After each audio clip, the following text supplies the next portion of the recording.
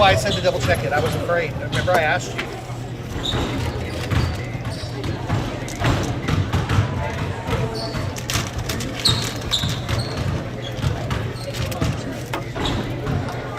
Yeah, that's exactly what I was going to tell you to do.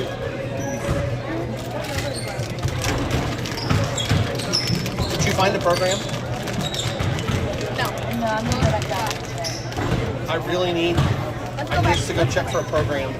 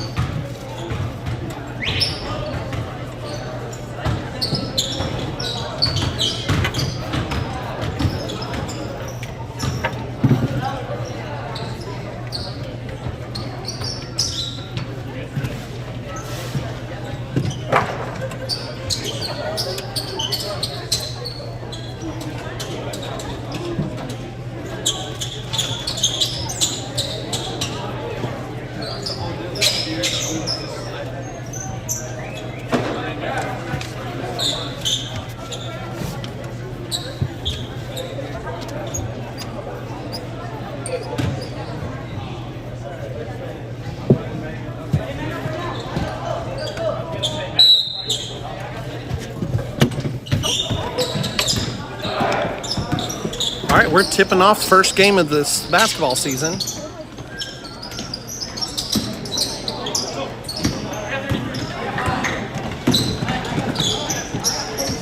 It's a whole bunch of new, and I'm playing catch up. Drive down the middle.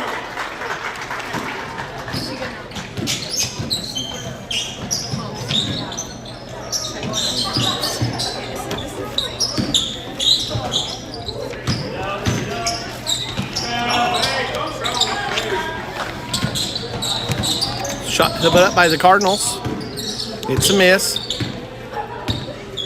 I apologize for those of you watching the game, not because of the quality of what you'll see on the court, but because of the quality of how I'm going to show it to you.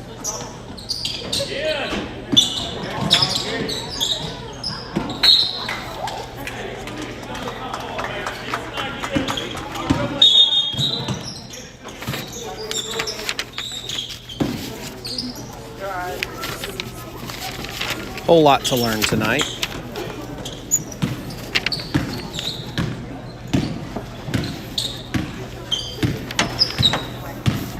Bobcats with the early 2-point lead. We're in our first game today. There is no JV girls game. Drive by Angel Silva. It's a miss. Sorry, that's Saul Alvarado.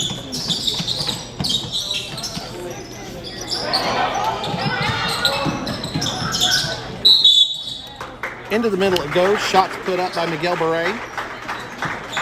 Freshman will get fouled on the shot. That foul's going to go against Riley Fowler. That's his first of the game and first for the Cardinals.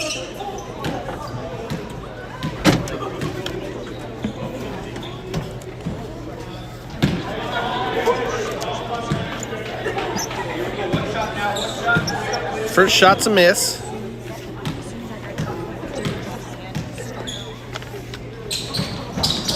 Second shot's up, and it's also a miss. Rebound by the Bobcats. They go cross court. Three-pointers put up. It's off the front of the rim. Miss. Rebound by the Bobcats.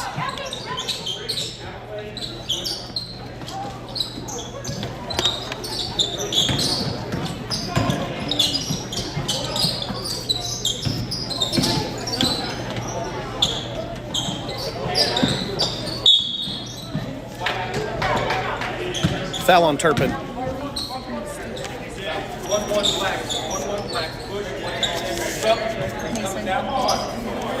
Foul's going to go against Mason Nelson. Can I get you to put that to where I can see both? Move the Cardinal one over. Foul's on the baseline. Tyrone throws it in. Max Garza playing defense. Now it's over on the edge.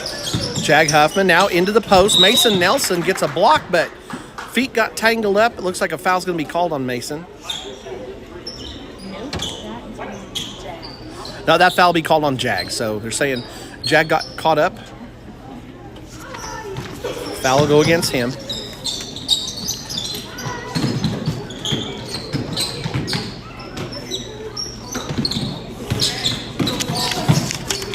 Drive down the middle of the lane.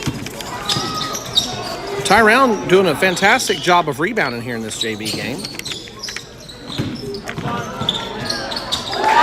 And the shot's up and in. Tyrone with the first 2 buckets of the game. Mason Nelson putting it up quick from behind the three-point line, and a rebound goes to Miguel Beret. Tyrone bringing the ball up. Pass into the corner, shot up by Anguiano. It's a miss. Tied up underneath. Riley Fowler pulling a jump ball. And a timeout by Tyrone. So, quick breather for the young guys. Tyrone started their season last week. They went to Texoma on Friday. We'll talk about that during the varsity games. The first game of the season for the Cardinals. Cardinals ended football in a game against Sealing. Sealing ended up winning big. They'll continue their football season. And Cardinals get to start their season on the hardwood. Girls have been practicing for a while now, but this is the first game for the fellas. So,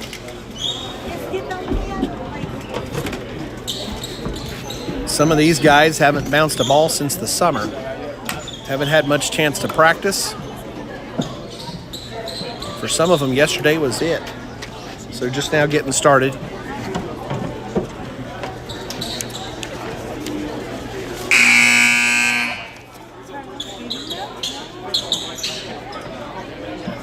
Let's go, Black.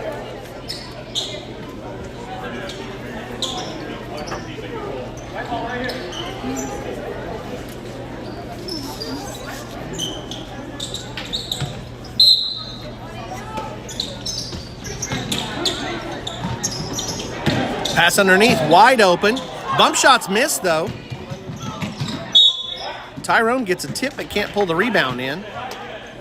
Saul Alvarado will be throwing it in for the Cardinals.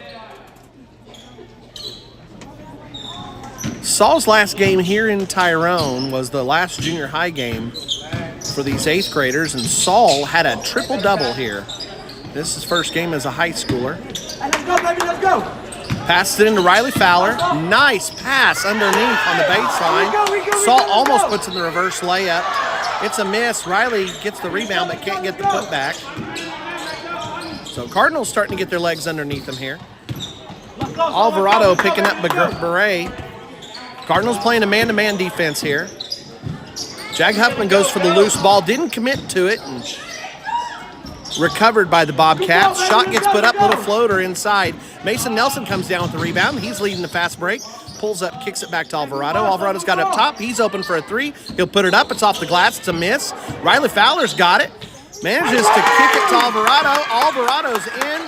Bucket's good. That's the first 2 points of the season for the Cardinals. Bobcats into the lane. Kick it out on the edge for a 3-pointer. It's up. It's off.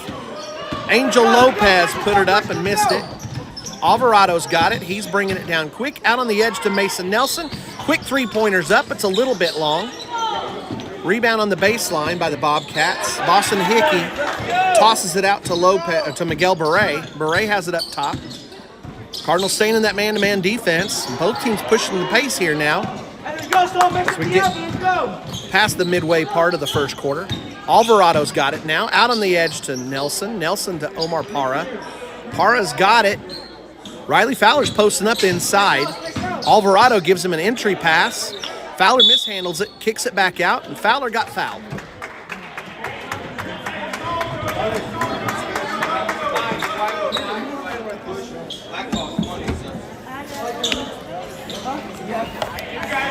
Let's go.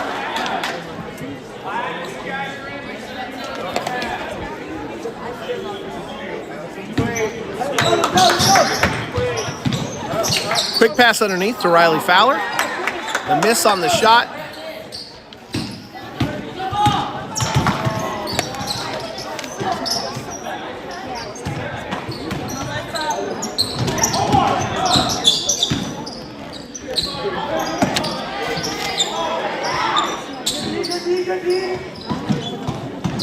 Kick out on the corner.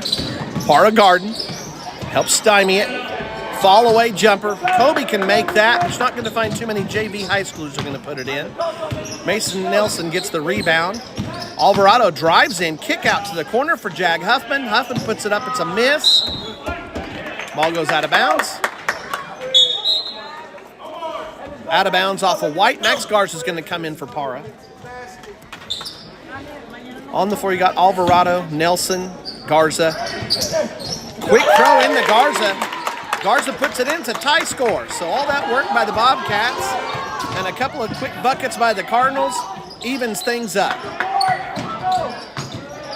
Shot gets put up. Bobcats with the rebounding edge. That's given them several extra opportunities.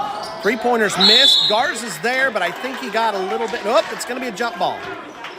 Garza had nothing but the orange ball.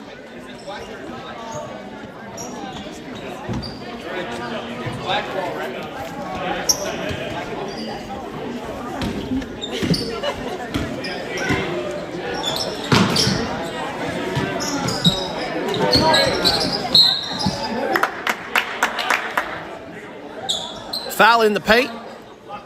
That'll go against the Bobcats. Turpin will take it out on the edge.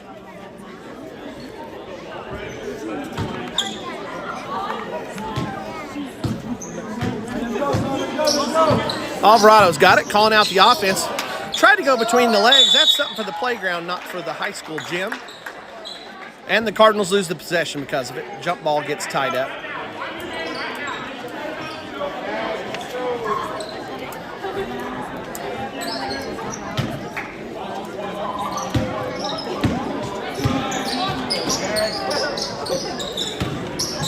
Nelson Dean up on the edge, pass out to Garza. Garza falling around the edge, and Garza helps draw travel.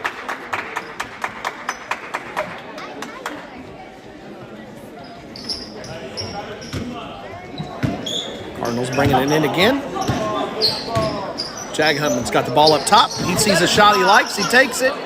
It's off the edge of the rim. Parker's got the rebound, and here come the Bobcats. They have somebody sneak back behind them. Bobcats have a fast break. Can't put in the short shots, though. Both teams have had opportunities down low, but just unable to get it.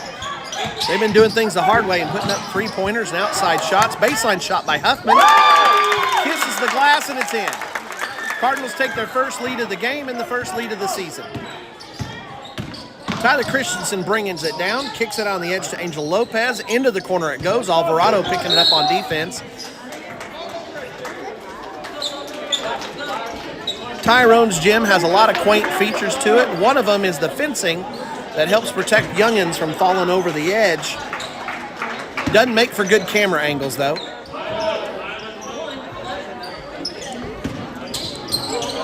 Tyrone throws it in. Ball's in the corner. Coming down to the end of the first quarter. Into the middle it goes. Mason Nelson. Nope, sorry, that was Riley Fowler. Gets the block, but right before he does, it'd been a travel by the Bobcats. Alvarado's got the ball. Oh. Omar Parr had snuck behind the defense. Pass a little bit too high. Tyrone coming down. Under 10 seconds left to go in the first. I forget that you've got that scoreboard clock now helping you out.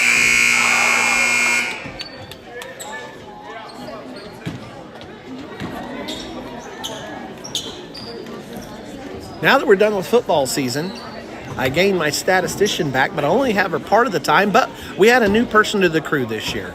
Statistician extraordinaire has been joined by the awesome Addison Hogg. So Addison's learning the ropes. She'll be joining us this year, doing a lot of things. We have some others that are interested in joining the crew as well. While we've got a little bit of a break, we've got a 4-6 score for the game, as you guys can see. You don't need me showing you that scoreboard since you've got it up there. Right now, young Miss Hogg is giving you the clock and that score. But I would like to remind you, it's been tremendous, the generosity that so many of you have shown to help make these games possible and made it possible to buy hardware, to buy the apps and all those things. I do want to let you know I keep underestimating the cost of what it takes to do this, and so while I have the camera, and we'll be using it to get some highlights. We got highlights of the ceiling game, and we'll get highlights of basketball season from down on the court, but until we upgrade our laptop, we won't be able to run things quite the way that we'd like to. Down in the baseline it goes. Nice entry pass. Fowler with a turnaround jumper. It rims out. Cardinals chase the rebound, but it goes out of bounds, and the Bobcats have it. The Cardinals unable to take advantage of the first possession to start the second quarter. Driving down the baseline, 2 Cardinals in the way. Tremendous shot. Elijah Anguiano puts it in. Fantastic shot. Bobcats get a lift as they tie the game back up. Garza's got it out in the elbow. Parra makes a move, goes baseline, picks it back up. Kick back out. Saul Alvarado. Saul to Parra. Parra entry pass. They're kicking around. Nice ball movement by the Cardinals. It's a miss, and the Cardinals again struggling with their shooting. Coming out of football season, it makes sense that some of them are going to have a hard time adjusting from the pigskin to the round ball. It's a nice job on that follow, though. Max Garza had gone up and was going to get a tip in. Just a little bit too hard. Bobcats unable to cash in on the other side, and the Cardinals bringing it down the other way. Pass gets tipped. Looks like Tyrone has switched into a zone. They're playing a 2-3 and extending it a little bit. Cardinals using the dribble to break it down. Kick out to Garza out on the wing. Parra back to Alvarado. Alvarado looking to penetrate against the zone. Kick out to Parra. He's open for a three-pointer. Off the top of the rim. Fowler getting the rebound. Entry pass to Fowler. Fowler with a turnaround jumper. And again, these are great-looking shots. Just Cardinals are still adjusting. Hopefully that's not what we see in the varsity game. But a great job by the Cardinals offense to get some good-looking shots here. Cardinals defense forces a bad pass. Mason Nelson is there to get the steal. Alvarado gets it down court. Into the corner it goes for Garza. Garza pulls the trigger. 3-point shot's good. Cardinals lead 9-6.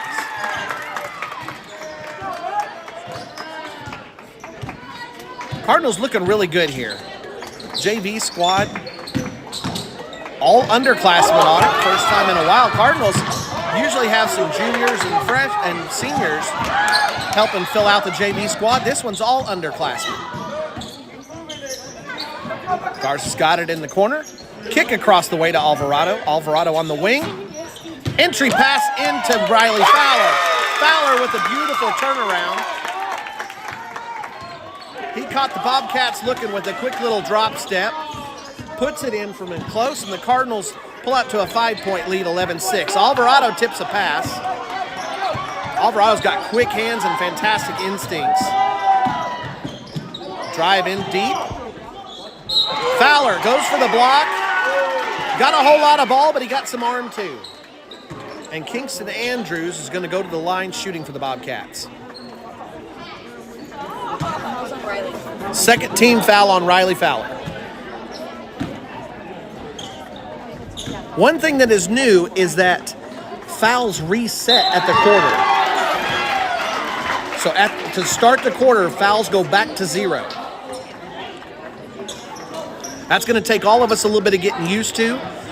From now on, in Oklahoma, for this year at least, there are no more 1-on-1s. All fouls are either 2 or 3. You can get 3 if you're shooting a three-pointer. But everything is shooting 2 from now on. The way it'll work is at 5 fouls in a quarter, you'll shoot 2 from then on. The idea is to try and speed the game up. We'll see what effect it has. Other states have done this kind of thing. A lot of contact on the floor. Ball goes out of bounds, and it's the Cardinals' ball. Cardinals on the floor right now. You've got Riley Fowler, Jag Huffman, Caden Gillespie, Max Garza, and Omar Parra. Kicked in the corner. Garza takes the baseline, drives deep, kick out to Huffman. Huffman goes for the three-pointer. Soft bounce off the front of the rim, but just a little bit off. Rebound by Brenner Witt. And Bobcats coming down the other way. Gillespie gets a finger on it and tips it out of bounds.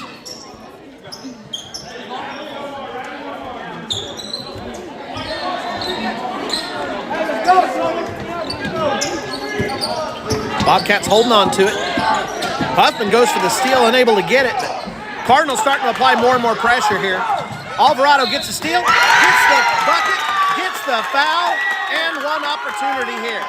I guess I forgot that is the situation where you'll get to shoot one foul, and that's after a made shot. You get to go for the traditional three-point play. I say traditional, we'll say classic. Some of you might say antiquated. Alvarado puts up the shot and makes it, but he crossed the line, so it's not allowed. Cardinals lead stays at 6.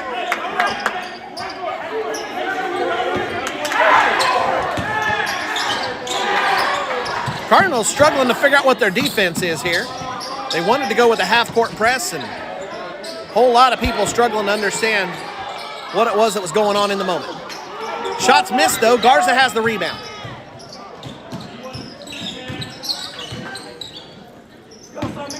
Alvarado's got it up top. Alvarado penetrates into the top of the zone defense, draws the double team, kick out. Cardinals pass it around again, get a nice open shot. Garza's shot just a little bit hard off the back of the rim, and Bobcats coming the other way.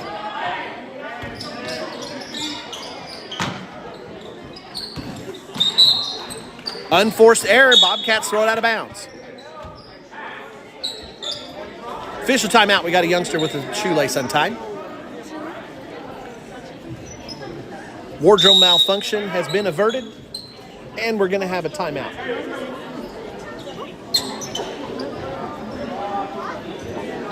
Coach Witt's going to talk things over with his crew. Coach Biebermeyer's going to talk things over with the Cardinals. Cardinals holding on to a nice lead here in the JV game. Started slow. Cardinals still struggling to hit shots, but again, that's to be expected just now getting started with basketball season. Cardinals have to adjust to this.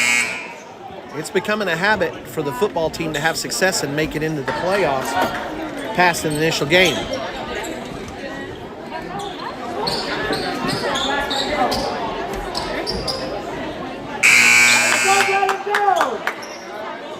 Cardinals have it at the end line. Tyrone is not pressing.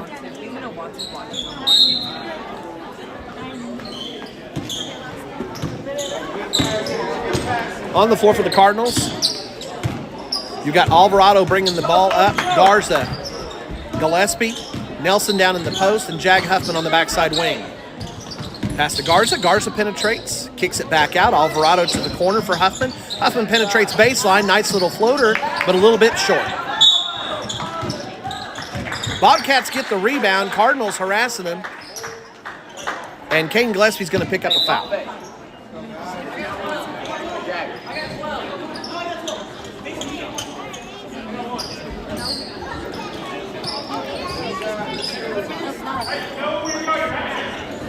Fowler's going to come back in. Angel Silva also comes in. They join Alvarado, Huffman, and Nelson. Passing to the post. Fowler playing one-on-one defense.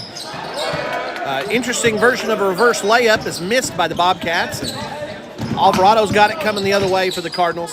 Out on the edge to Silva. He's on the wing. Huffman's open in the corner, but entry pass goes to Fowler. It's a little bit high. Gets tipped away, and it's a steal for the Bobcats. Alvarado contests it.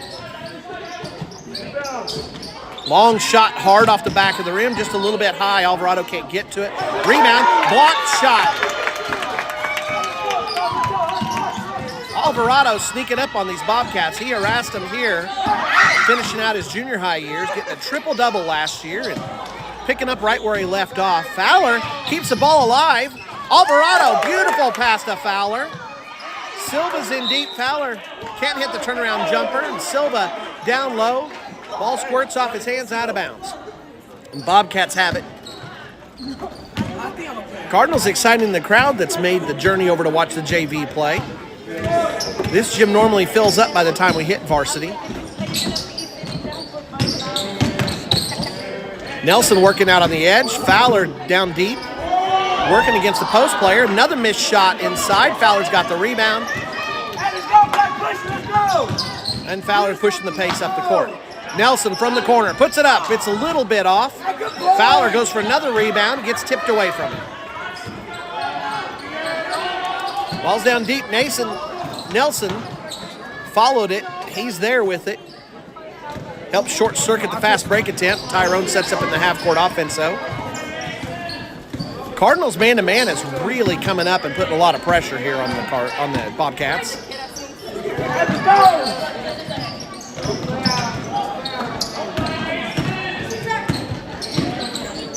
Baseline drive, kick to the corner. Open shot, but way high.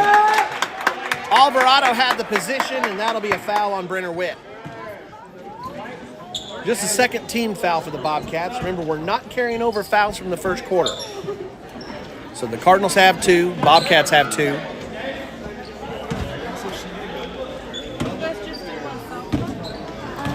I cheer.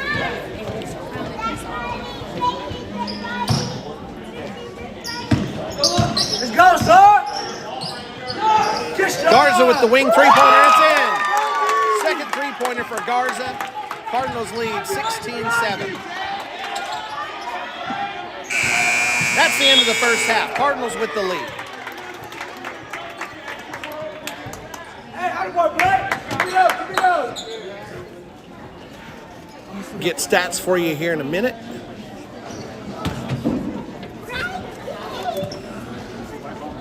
All right.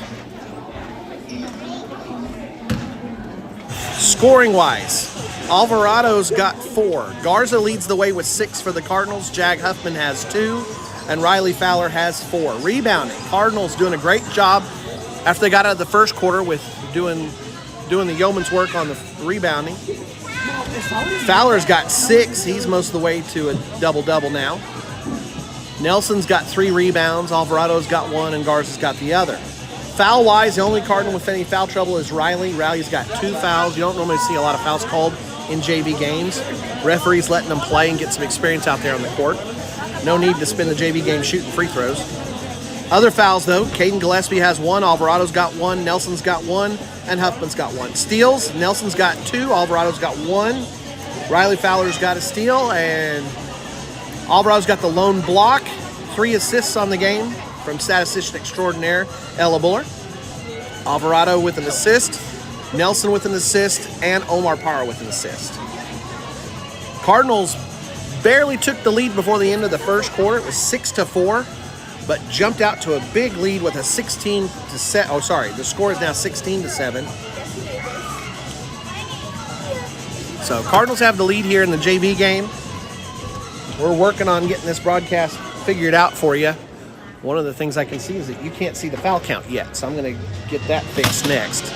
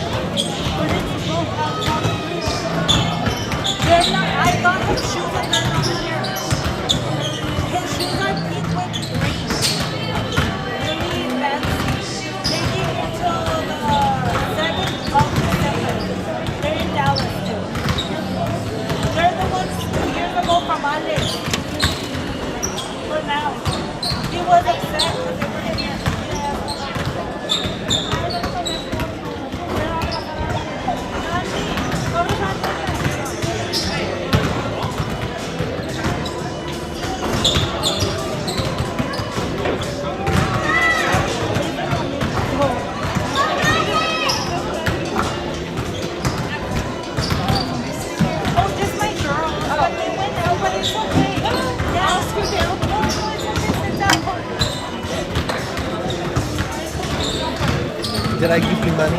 No, I bought it for her. Well, No. Just let it happen. well, I will need my traditional. I will need my traditional. Oh, yeah.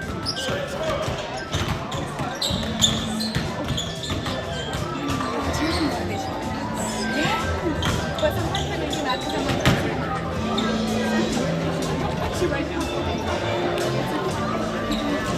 I'm not seeing it show fouls yet. It doesn't show foul? Put a foul on there. Let me see. I'm not seeing it. Oh, that's behind. Yeah, give it a second. Oh, it is way behind. Yeah. I told Ella, I said the and one was like 3 minutes. And it's on my hotspot. Okay.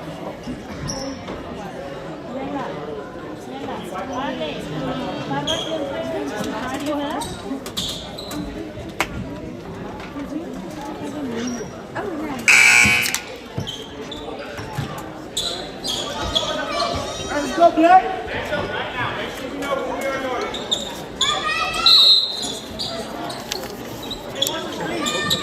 All right, second half begins.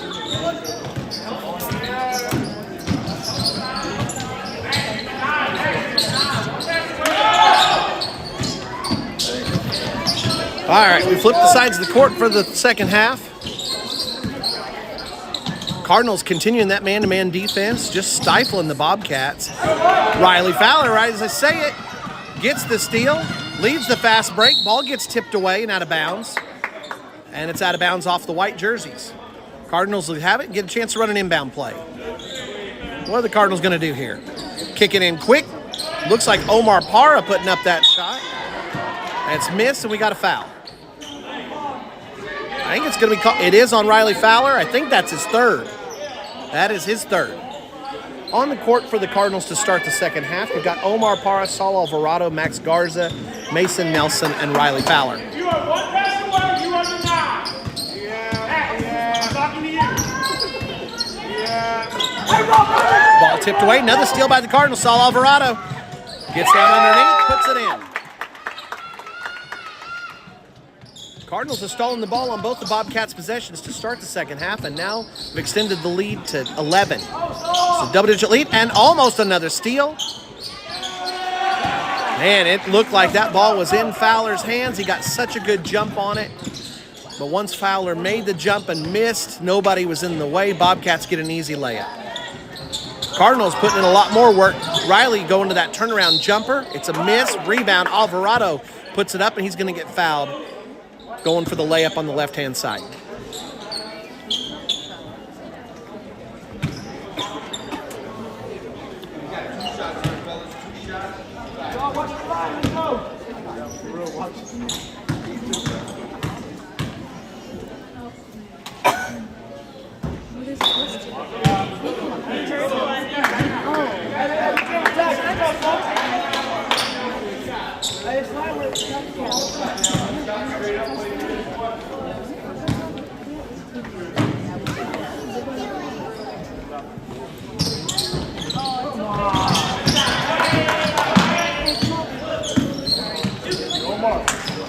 Cardinals get the rebound. Fowler gets another rebound. Garza from the corner. He went for his own version of Kobe. Fall-away three-pointer there. Parra helps tie it up on the rebound opportunity.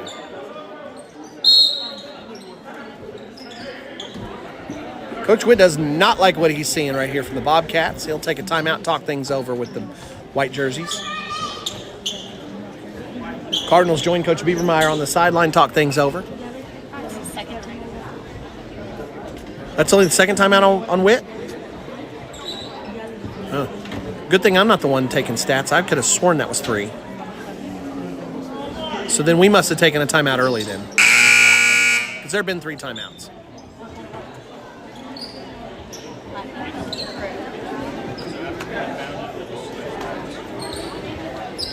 Coming out of the timeout. Cardinals will have it underneath. They get a chance to run an inbounds play. Let's see what we run here. 1 day of practice, including the football boys. They're having to work off their memory of the way things go in the summer. Cardinals get it in easily, though. Pass out to Parra. Garza has it out to Alvarado. Alvarado looking for an entry pass into Fowler. Penetrates in, draws a double team, almost loses it, gets it back, and then loses it again. So,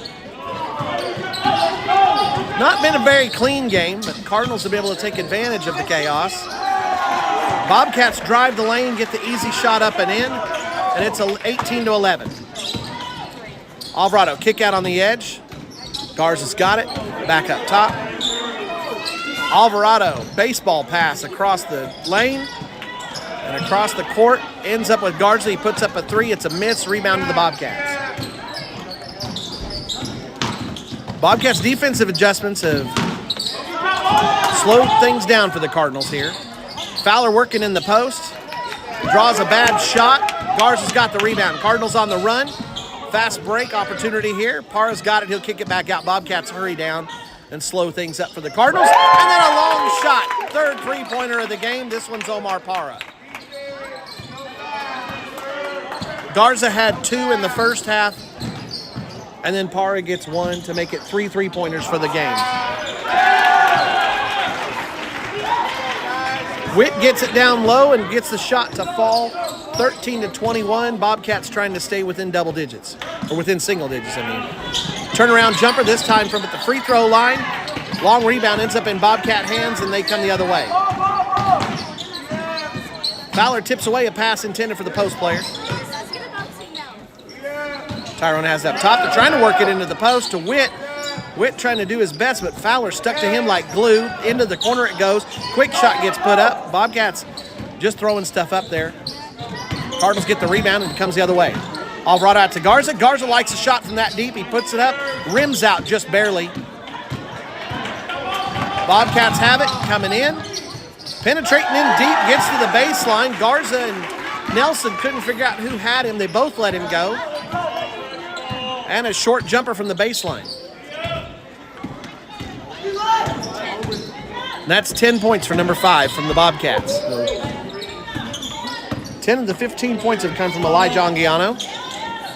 Long shot is in for Parra. Bobcats player landed on him too. Some of the Cardinals were thinking they could get an and one out of that. You don't get a 4-point play very often, but Parra had an opportunity for one there. Cardinals will take the 3 points though, and they extend it back to a 9-point lead.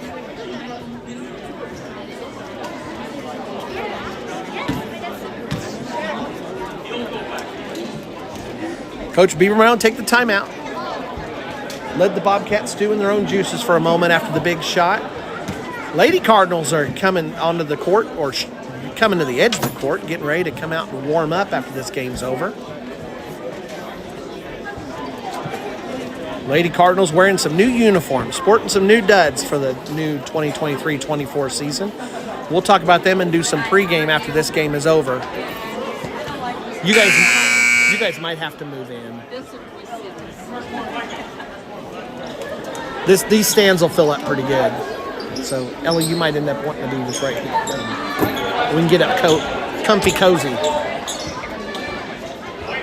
I can get one more over. Sorry, you're hearing all of our backroom talk here.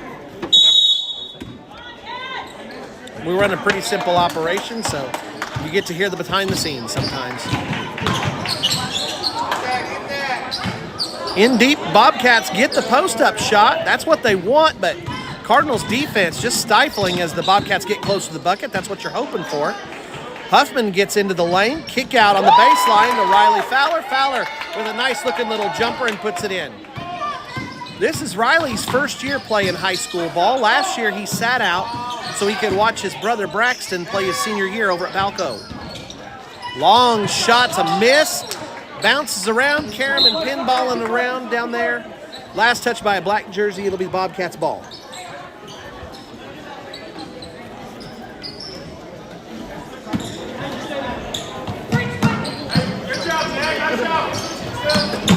Bobcats get it in. Cardinals make it interesting for them. And another steal. Riley Fowler jumps on that ball.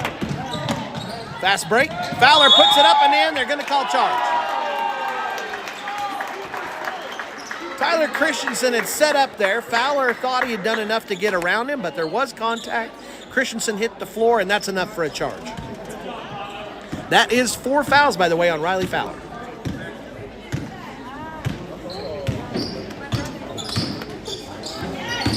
Cardinals keep the man-to-man defense going. They've got an 11-point lead again. It's double figures. Hara providing tight defense. Alvarado comes over, deflects a pass. Hara's got the steal. Nelson's got it in the corner. Nice ball movement. Huffman's got it. Moves it around a little bit now to Alvarado. They look inside for Fowler. It gets tipped away, and Huffman's going to put up a long shot. Almost brushes the ceiling in the low ceiling gym here at Tyrone, but it goes in, and Cardinals bombing away from the three-point line. Alvarado deflects another pass out of bounds. Cardinals really starting to feel it here. They've extended the lead to 14. Coach Biebermeyer will send in another flight. Gillespie and Garza are in now. Joining Alvarado, Huffman, and Nelson. Fowler will take a seat.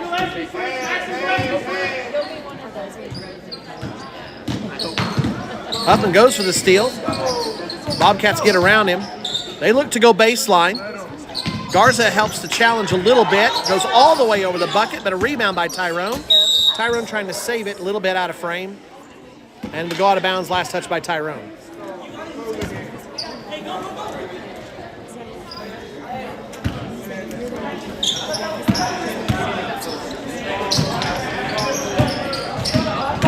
Alvarado drives the lane, and the layup's good.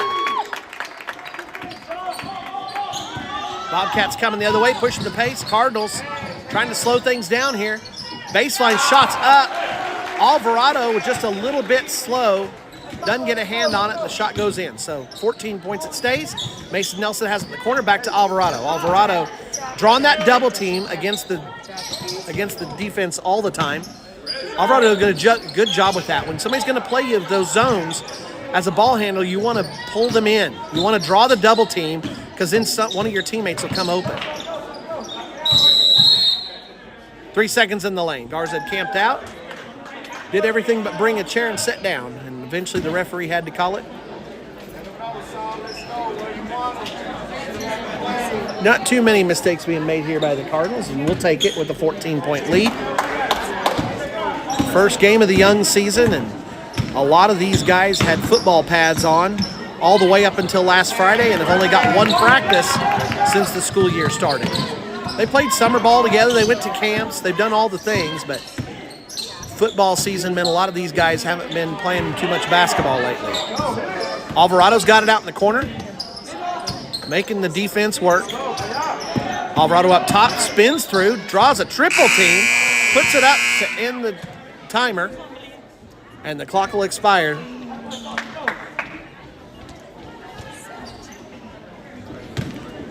Still getting used to everything here, so our scoreboard's accurate, but not the time, but that's because we're learning things here. We're doing a great job.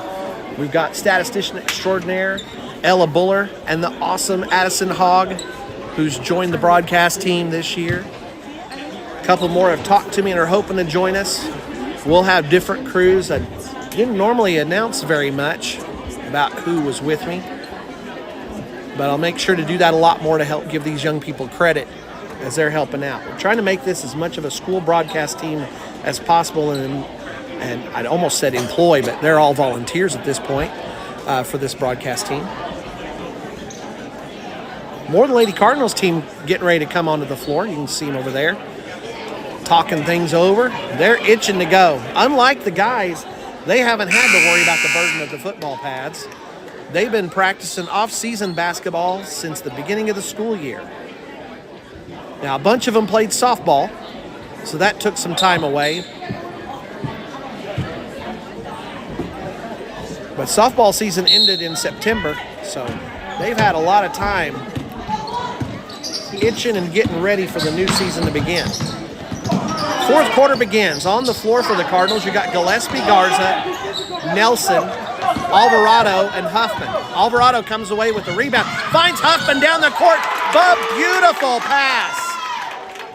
Absolutely fantastic. The two freshmen finding each other. Alvarado looking to pounce like a cat, sneaks up behind Nelson, helps force a pass out of bounds. And the unforced turnover, we'll give Alvarado some credit. Maybe it's not unforced. Alvarado's going to go ahead and take a break. Maybe he's going to rest up and get ready for the varsity game. And in comes Omar Parra.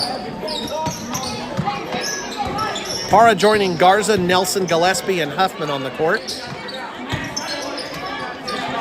Gillespie's got it up top, over the top of the screen. Not going to need to screen too much against the zone. You can use it a little bit. Gillespie's making sure to stay busy there. Huffman's open. Just about drains it. He had a moon shot earlier. This one came close but bounced out. And on the baseline, Derry Caleros ends up grabbing it but has a toe on the end line.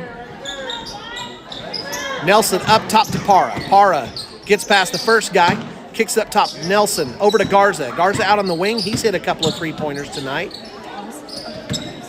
Cardinals don't have the big threat inside with Riley Fowler coming out. Some of these other Cardinals not as experienced playing in the post. So they've got some height on the Bobcats, but right now you can see the Cardinals playing a little bit more of an inside-outside game, but lacking the inside. Cardinals putting up the shot, rebound by Parra, gets his own shot for another rebound. Huffman goes baseline, puts up a little floater.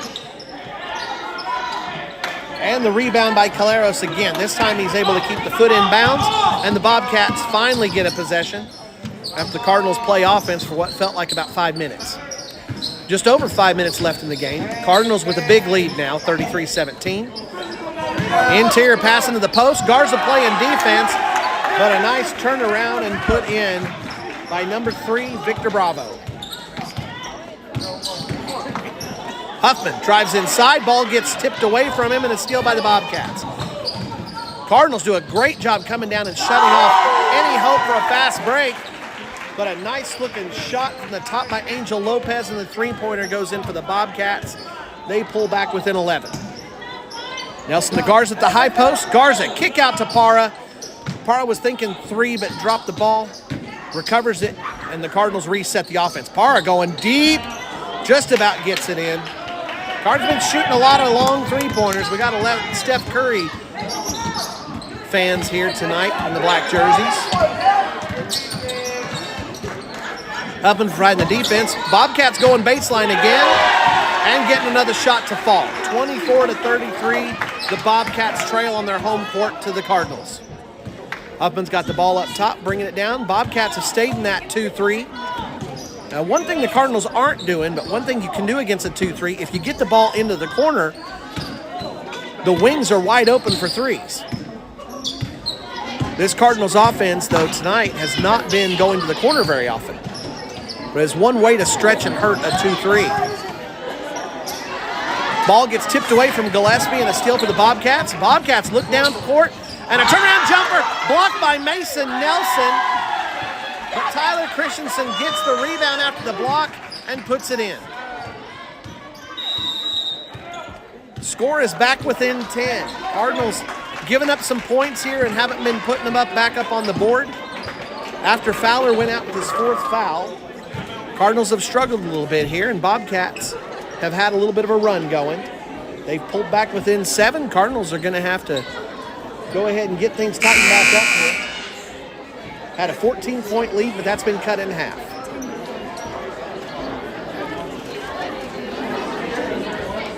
Coach Biebermeyer is joined by Coach Schmaltz and Coach Strain on the sideline. All three coaches are working together to help coach both teams this year.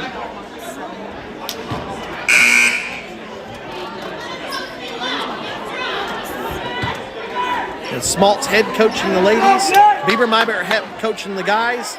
Strain bouncing back and forth and helping out both. Tremendous coaching staff for the Cardinals this year. We're blessed in a lot of ways, and one of them is a tremendous amount of great instruction with a lot of good coaching. Huffman's got the ball in the corner. Cardinals, I don't think they overheard me, but they did get the ball into the corner that time. Huffman's working against the defender. Kick over on the wing, and they'll roll it back up top. Cardinals might be running some clock here. There's 3 minutes left. Coach Biebermeyer might have given them some encouragement to go ahead and get out of this game since they'd lost 7 points in the last couple of minutes. Nelson's got it up top. Tyrone's playing a zone. They'll have to extend it more or else the Cardinals could just pull the ball up above the hash mark and just let this thing run out. They go inside for Fowler, but the pass is a little bit ill-advised.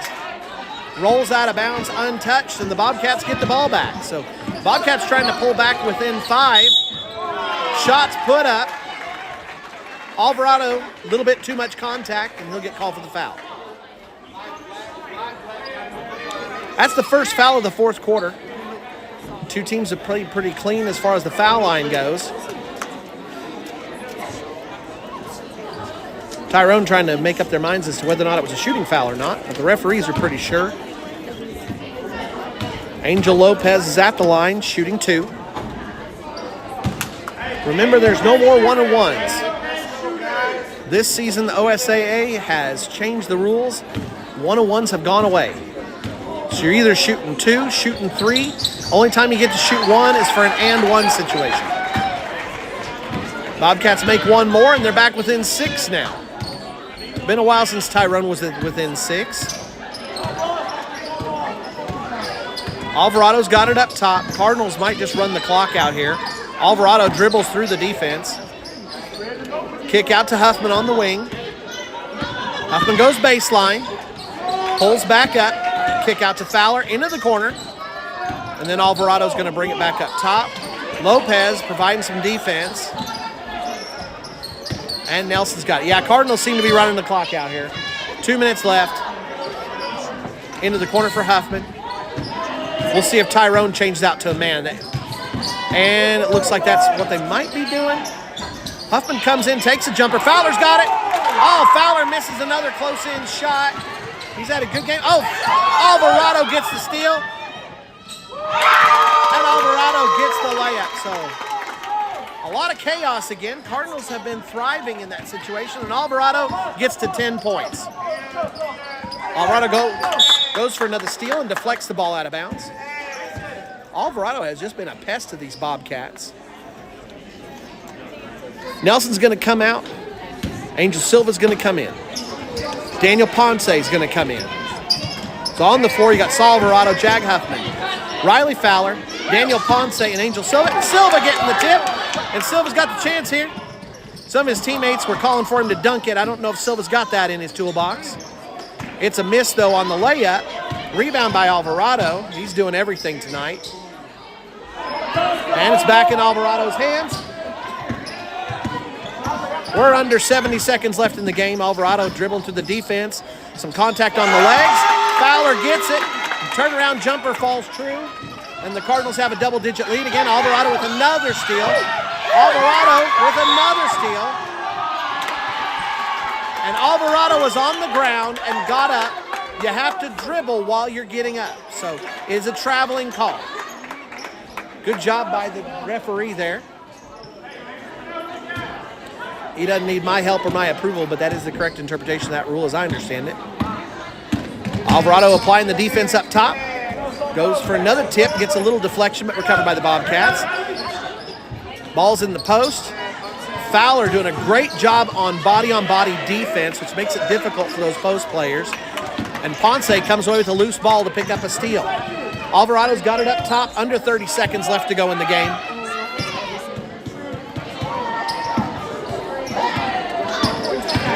Lopez providing the defense. Huffman's got in the baseline. Huffman goes up, shoots a, I guess you'd call it a hook shot.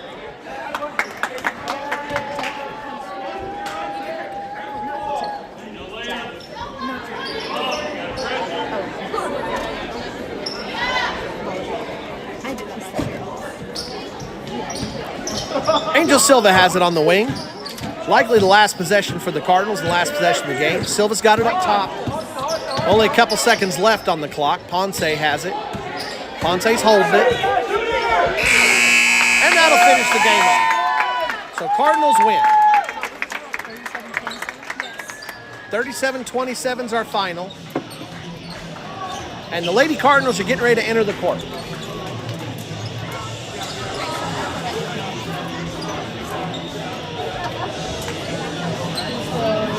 Reset. And then change. Okay, and then change the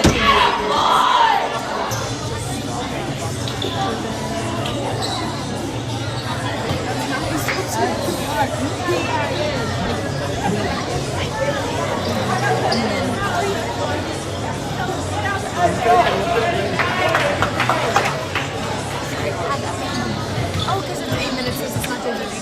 Nope, I got it.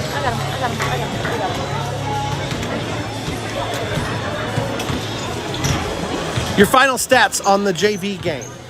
Alvarado finishes out with 12. Remember to write totals for me out the side. Alvarado finishes out with 12, all field goals, 4 rebounds, 2 fouls, 4 steals, a block, and 3 assists.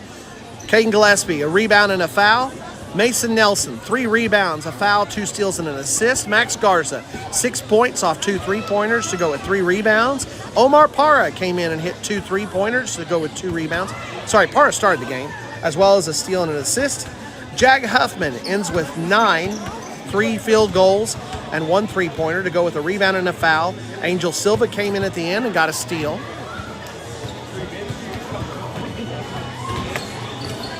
Daniel Ponce, in short time, got a rebound. Riley Fowler ended with 8 points, 8 rebounds, 4 fouls, 3 steals, and an assist. So nice job by the JV Cardinals. They started the game a little bit rough. Took a while to get things going, but before the first quarter was over, they had pulled into the lead 6-4. They never gave up that lead. By the end of the first half, it was 16-7. Cardinals winning the second quarter 10-3. By the end of the third, the Cardinals had gone on and extended the run. It was 31-17. And then a little bit of a slow start to the fourth quarter, but the Cardinals finish things off in style and win 37-27. So 10-point win was all said and done. Bobcats charged back in the fourth, but the Cardinals more than enough to hold on and take the win. We got a half hour until the girls' game. I will leave it here and leave it on, but pregame will start with 15 minutes before the start of the girls' game.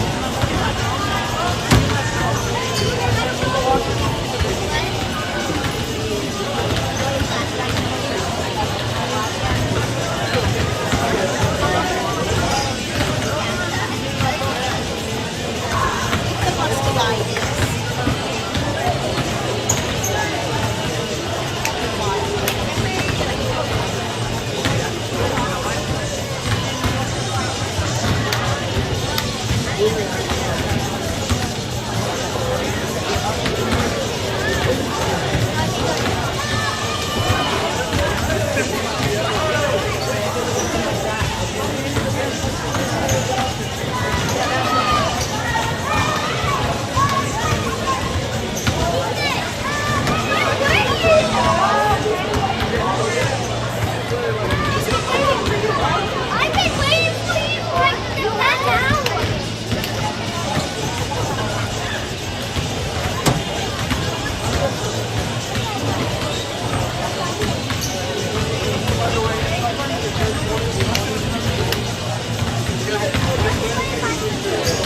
I like the hair. I haven't seen it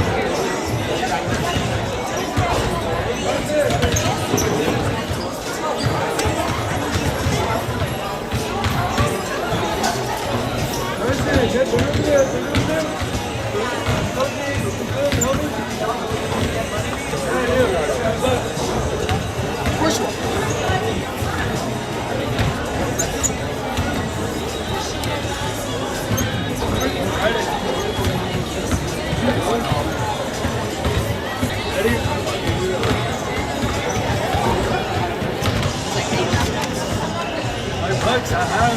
It shows you it, yeah.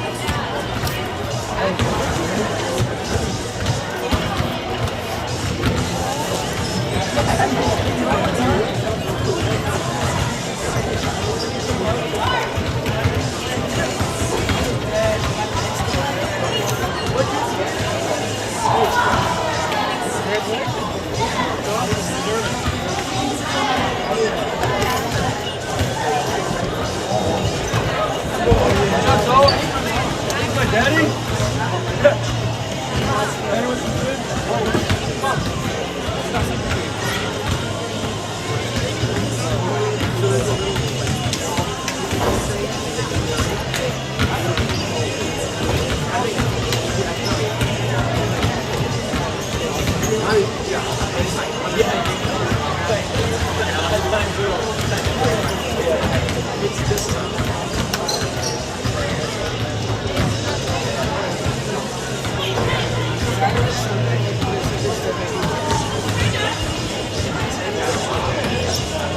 After all that, here we are.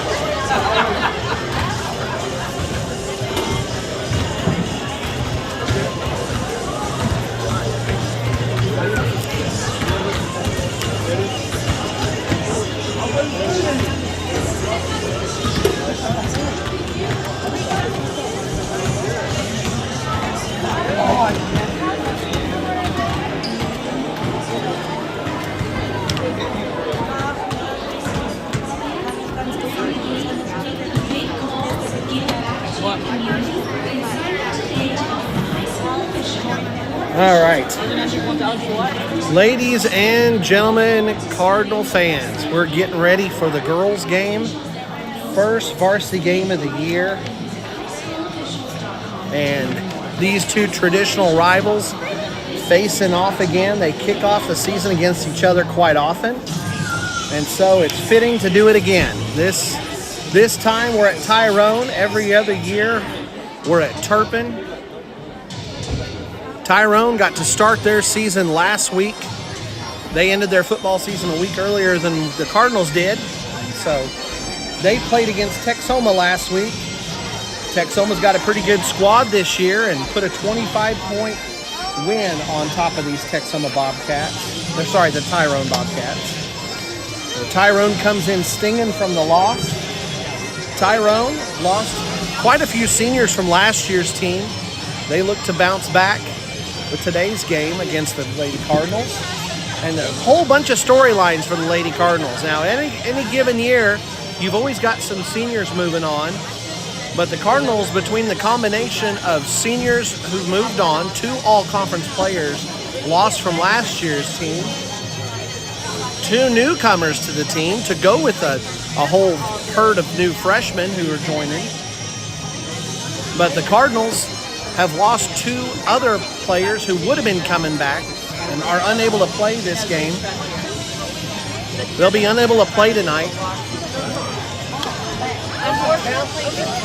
Unable to play tonight due to some injuries. So the only starter who will be retaking the court tonight from last year's team will be Kemper Post and Megan Weber. Tatum Boyd, Abby Buller will be sitting this one out. Tatum rehabbing a knee injury that was suffered last year toward the end of the year. She was unable to run track after the first couple of meets, sat out, got surgery, and she's working her way through rehab, and she'll be all set and ready to go for her junior season. Abby came into the season ranked the number 36 player in the state by Prep Girls Hoops, well regarded. Pulled herself out of the recruiting process after a health condition that made itself, what's the right wording here? A health condition that came up back in the spring. So the small forward for Turpin, one of the leaders of the team and one of the returning starters, two-time all-conference player, will be on the bench to start the night. But the Cardinals, thankfully, with those newcomers, will be able to put experience on the floor. So alongside all-conference player Kemper Post, who returns, the point guard from last year's team that went all the way to area, second time in a row for the Lady Cardinals to go all the way to the area tournament.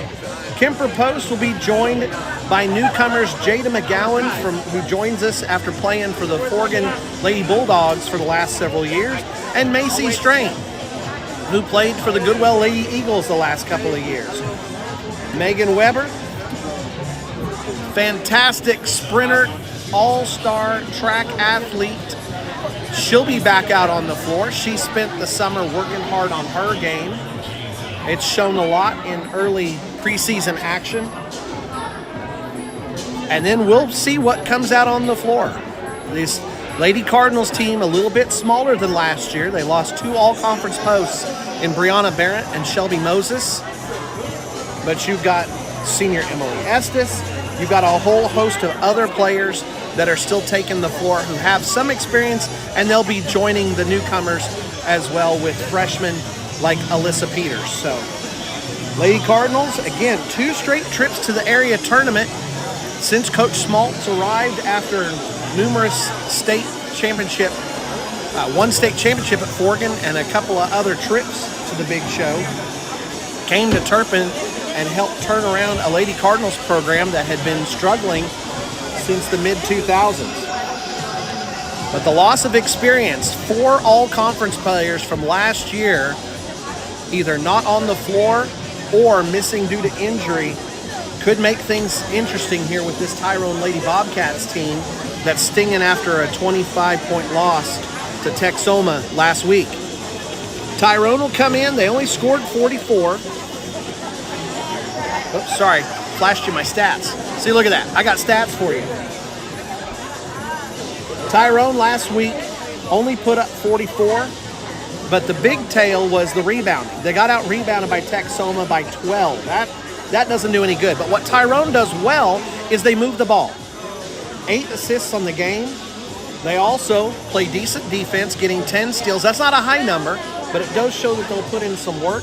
4 of those steals, by the way, come from freshman Jocelyn Rojas. Rojas, a stud who moved over from Boise City 2 years ago, played in junior high, was a great player for the Bobcats, and in her freshman first game, she dropped 18 points, 4 rebounds, and 4 steals against Texoma. And Texoma's known for really strong guard play. They've got a top 50 player in this state in Jacqueline Berry. And so to be able to do that against them is quite an impressive accomplishment. Rosas will be joined by Sienna Rogers. Cardinals know her well. They've been facing off against her for years. And Kendall Humphreys. Humphreys plays at guard but rebounds like a forward. She had 8 rebounds against Texoma. Now Tyrone struggles a little bit from the floor, shooting only 37% against Texoma.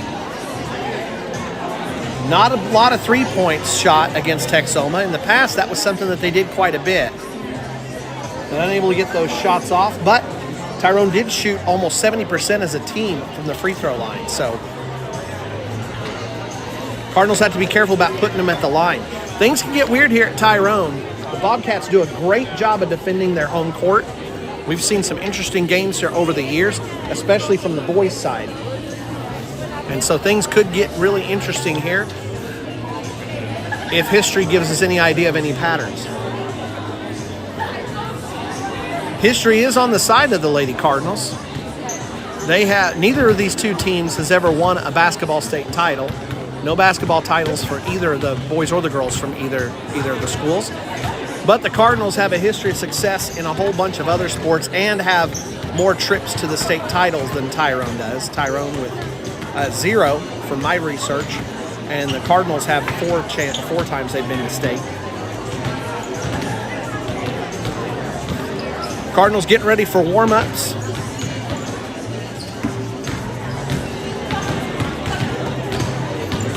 To be honest, not quite sure who the starting lineup will be tonight. Coach Schmaltz has his work cut out with him. With Buller on the bench, with Boyd on the bench. That makes things a little bit thinner for the Cardinals varsity. Cardinals JV didn't get the chance to play tonight. The Bobcats don't have enough young ladies to be able to put a JV squad on the floor. That'll be the case with the Lady Cardinals several times this year. Some of the smaller schools right now, the Class B football schools, don't have enough young ladies to be able to play JV. Right now, it looks like our guys will have enough from opposing schools to be able to play on JV for all of the games, but just not the same for the girls. Seniors are coming out to the middle for the captain's meeting. Your captains for this game, Emily Estes and Kemper Post.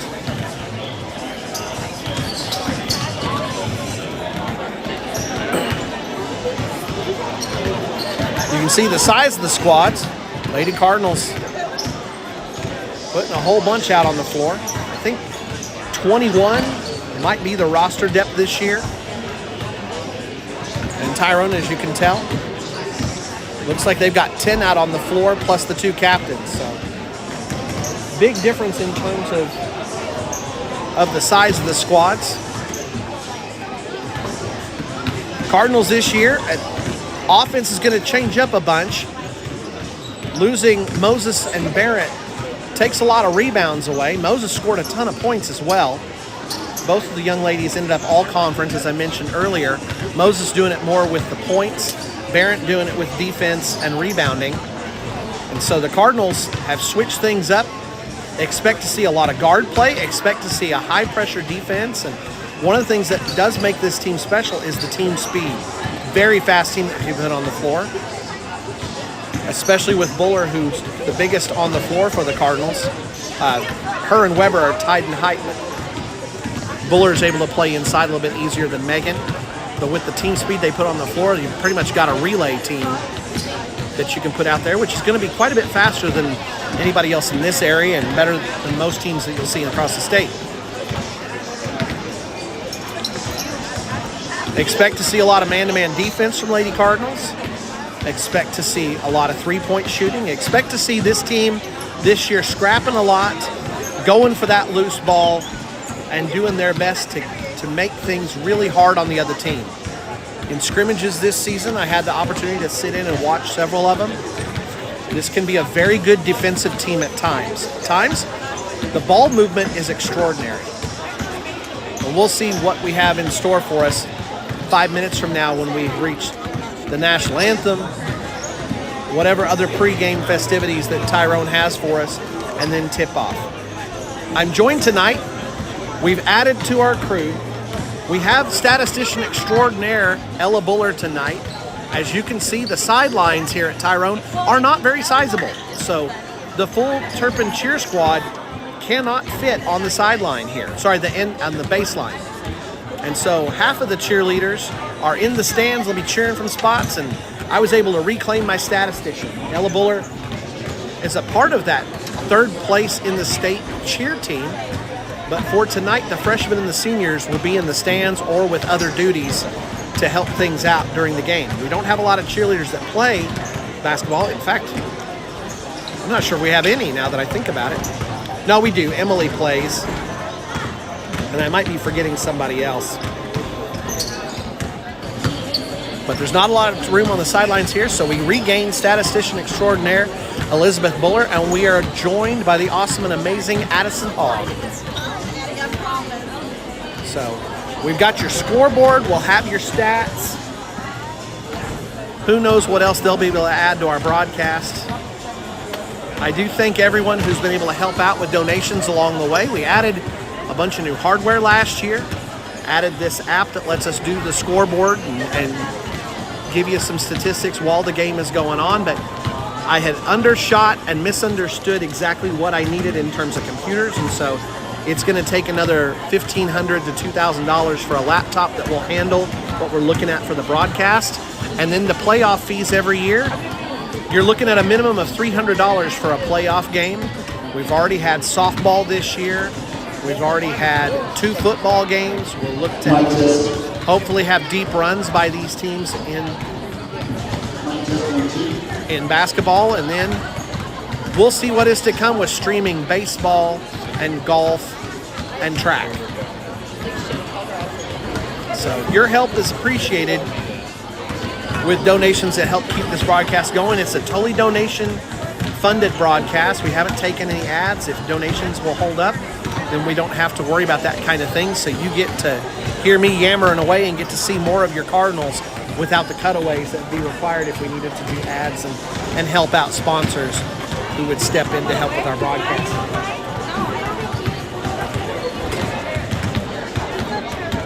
Just under 3 minutes left to go before the game gets started.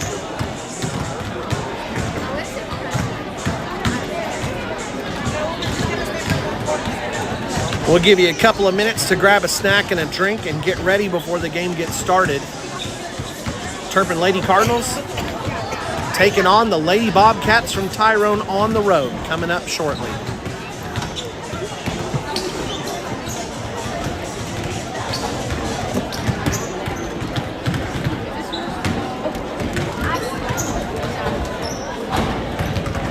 Can you open it?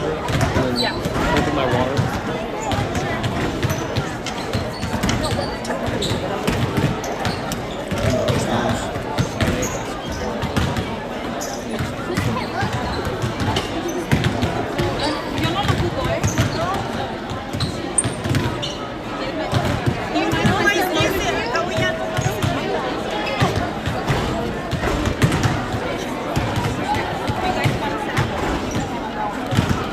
Do you have both papers? This just good.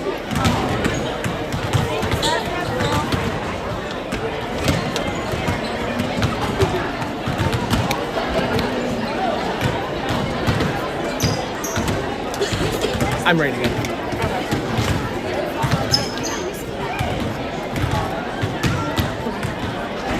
We'll mark down the starters that I know are starting.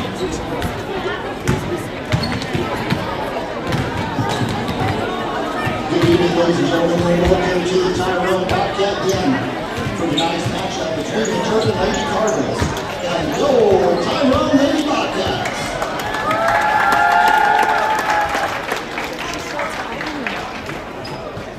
We do ask at this time you please rise and remove your hats for the playing of our national anthem.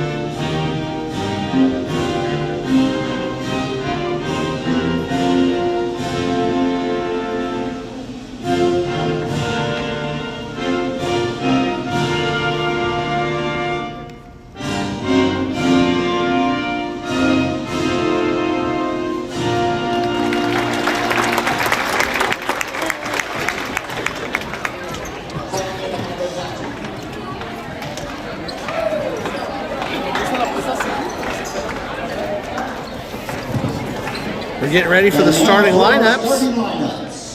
First, for the visiting Turpin Lady Cardinals, number 1, Jada McGowan. For the Cardinals, number 1, Jada McGowan. Number 2, Senior Kemper Post. Number 5, Junior Macy Strain. Number 11, Junior Megan Weber. And number 22, Senior Emily Estes. I detailed it in the pregame.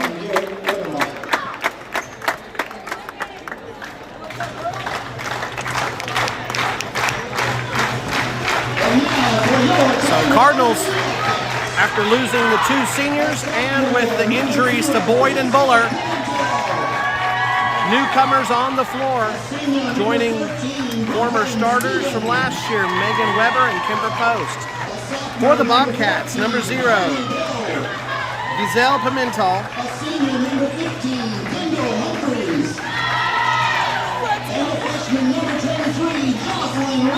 Number 13, Brooklyn Stevens.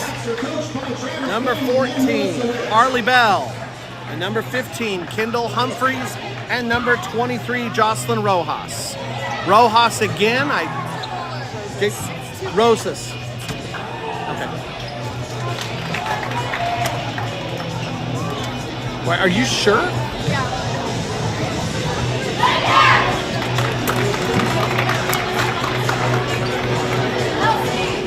Oh, let's go. Okay. You want me to go right now? Mark those down. You can go whenever. No.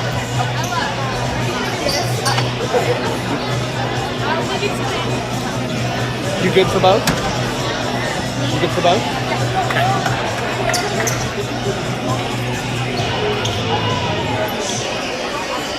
Cardinals got things started off right with the JV boys. They took on the JV Bobcats. It was a messy game. Cardinals just coming out of football season.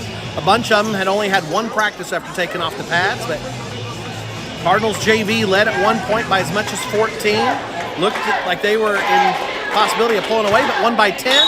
Here's your Lady Cardinals against the Lady Bobcats. Weber gets the tip. Estes has it up to post. Cardinals right off the bat pushing the pace. Slowing things down here now.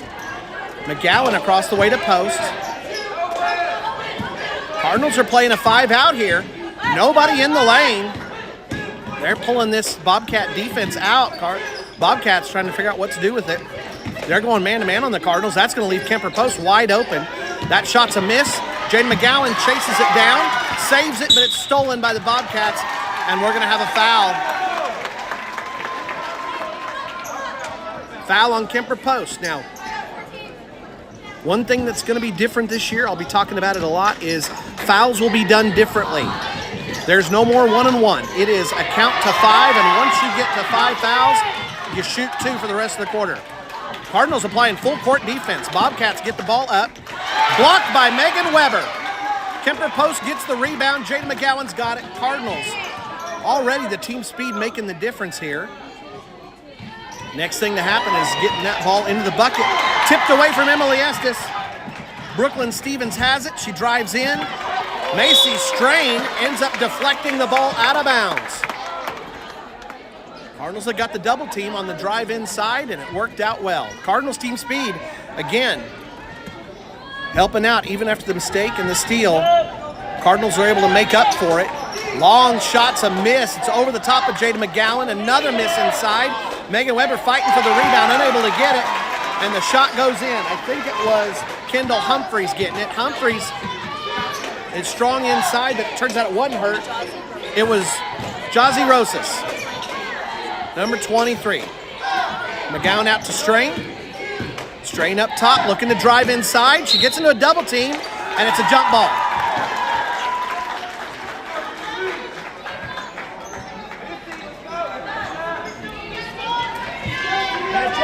Tell you what, this team looked a lot different on paper back in May when it was looking like Boyd and Buller were going to be out there, reprising their role as 2 of the 3 of the Killer Bees. And then being joined by McGowan and Macy Strain, Cardinals look to have depth like nobody else out here in Northwest Oklahoma. But then Boyd goes down with the injury. Buller's down with the injury. But Megan Weber makes up for it. First 2 points for the Lady Cardinals season. Rosas has it. McGowan races and catches up to her. It's kicked back up top to Humphreys. Humphreys looks to drive in against Estes. It's into the corner. Strain challenges. It's off. Humphreys chases down the rebound. Humphreys gets a lot of rebounds. Reaches out and goes for a long 3. Megan Weber's got it. Weber is faster than anybody you're going to put on a court against her almost anywhere in the state. Weber pushes it down court. Cardinals get an easy 2. And another foul. That's 2 fouls on the Cardinals. And that's a second foul on Kemper Post. Kemper's going to have to be careful. But the Cardinals go to the bench and start in with the depth.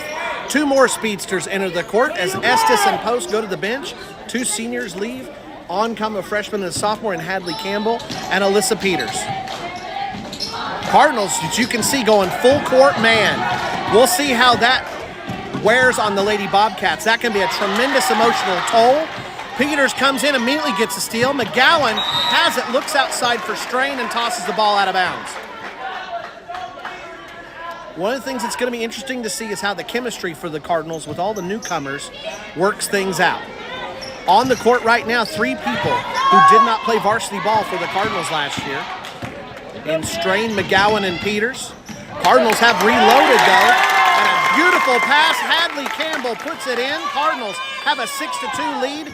Full court defense, pushing things and forcing the errors. The Cardinals team speed, making a difference already, forcing turnovers and making up for errors when they've got them. Cardinals with a 4-point lead already. Tyrone coming up to press, but we'll see if they're able to hold against the speed that the Cardinals have on the floor. Bobcats are in the man-to-man. Strain coming across the middle. Not tall enough to catch the pass from Melissa Peters, and another turnover by the Cardinals. They still lead 6-2. They pick up the Bobcats full court. Cardinals have been pressing the entire game so far. Long shot from the outside. It's a miss, but rebounded inside by Harley Bell. Bell gets blocked by the backboard. Strain's got it, gets tipped away from her. Weber chases it down.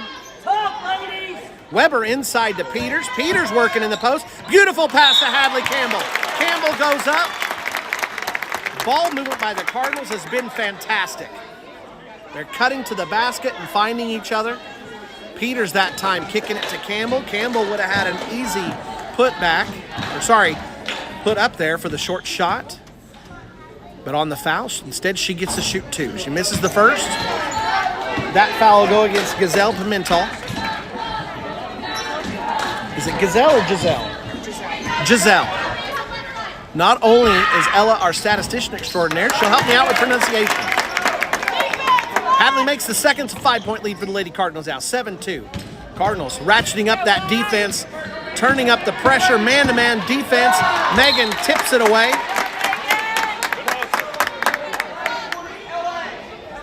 We'll zoom out a little bit, get more of that court in view for you. Tyrone, for those of you that have been here, it is as small as it looks on camera, but boy, it's a cozy gym and it's a lot of fun. The crowd's almost on top of the players. Things can get loud and rowdy here. Cardinals responding well so far. Megan Weber goes for a step-out jumper. It's off on the side. Emily Estes, by the way, has come in now. On the floor, Alyssa Peters, who tips that ball. Megan Weber, Emily Estes, Hadley Campbell, and Kemper Post. Campbell goes for the block. She's not going to let Harley Bell have an easy shot. Cardinals with 3 fouls now. Might be a statement foul. Cardinals defense had gotten penetrated just a little bit by the Bobcats, and Campbell shuts it down, goes for the block, makes sure that Bell doesn't get an easy shot. Bell does make up for it by making the first free throw. Gives the Bobcats their 3rd point of the game.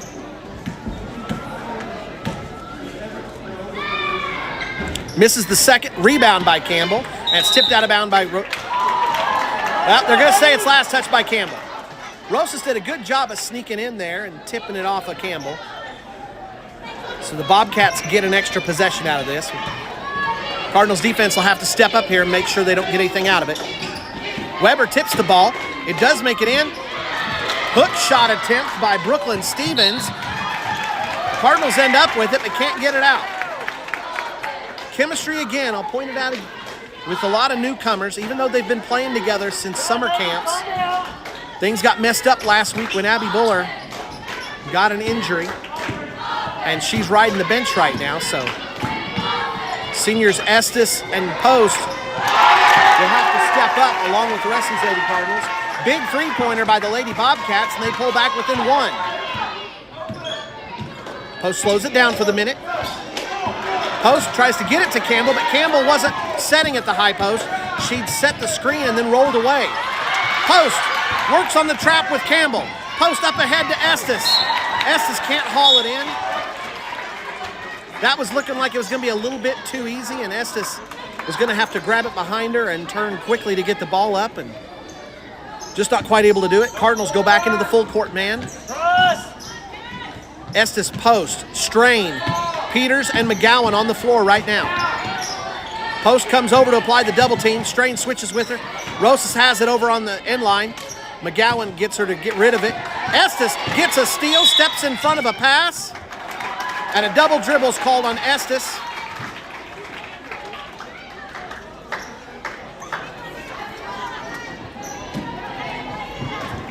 3 minutes remain in the first quarter. Cardinals with a 1-point lead. Miscue there. Hands up, ladies. Peters couldn't get to it in time. Kendall Humphreys recovers it, but now Strain steps in front of a pass. Saves it, right into the middle. That's dangerous. McGowan gets to the ball in time, and she's fouled. Rosas with the foul. That's her first, only the second on Tyrone, only 3 on the Cardinals. Teams are playing awfully clean for being the first game of the season.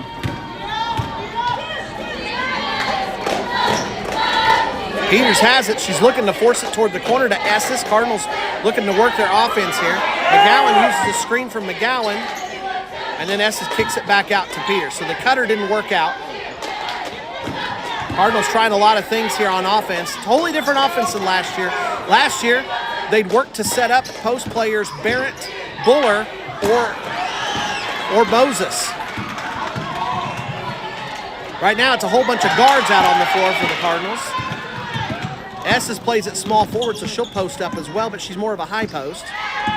McGowan's got it up top after the Cardinals get the steal. McGowan's got an open lane, puts in the layup.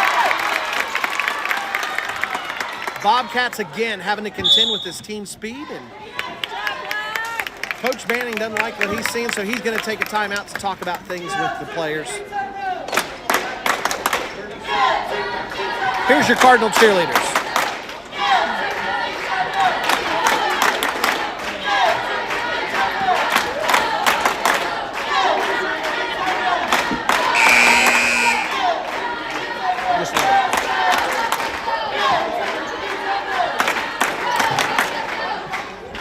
In case you're wondering if you haven't ever been to Tyrone before, yes, the gym really is this big.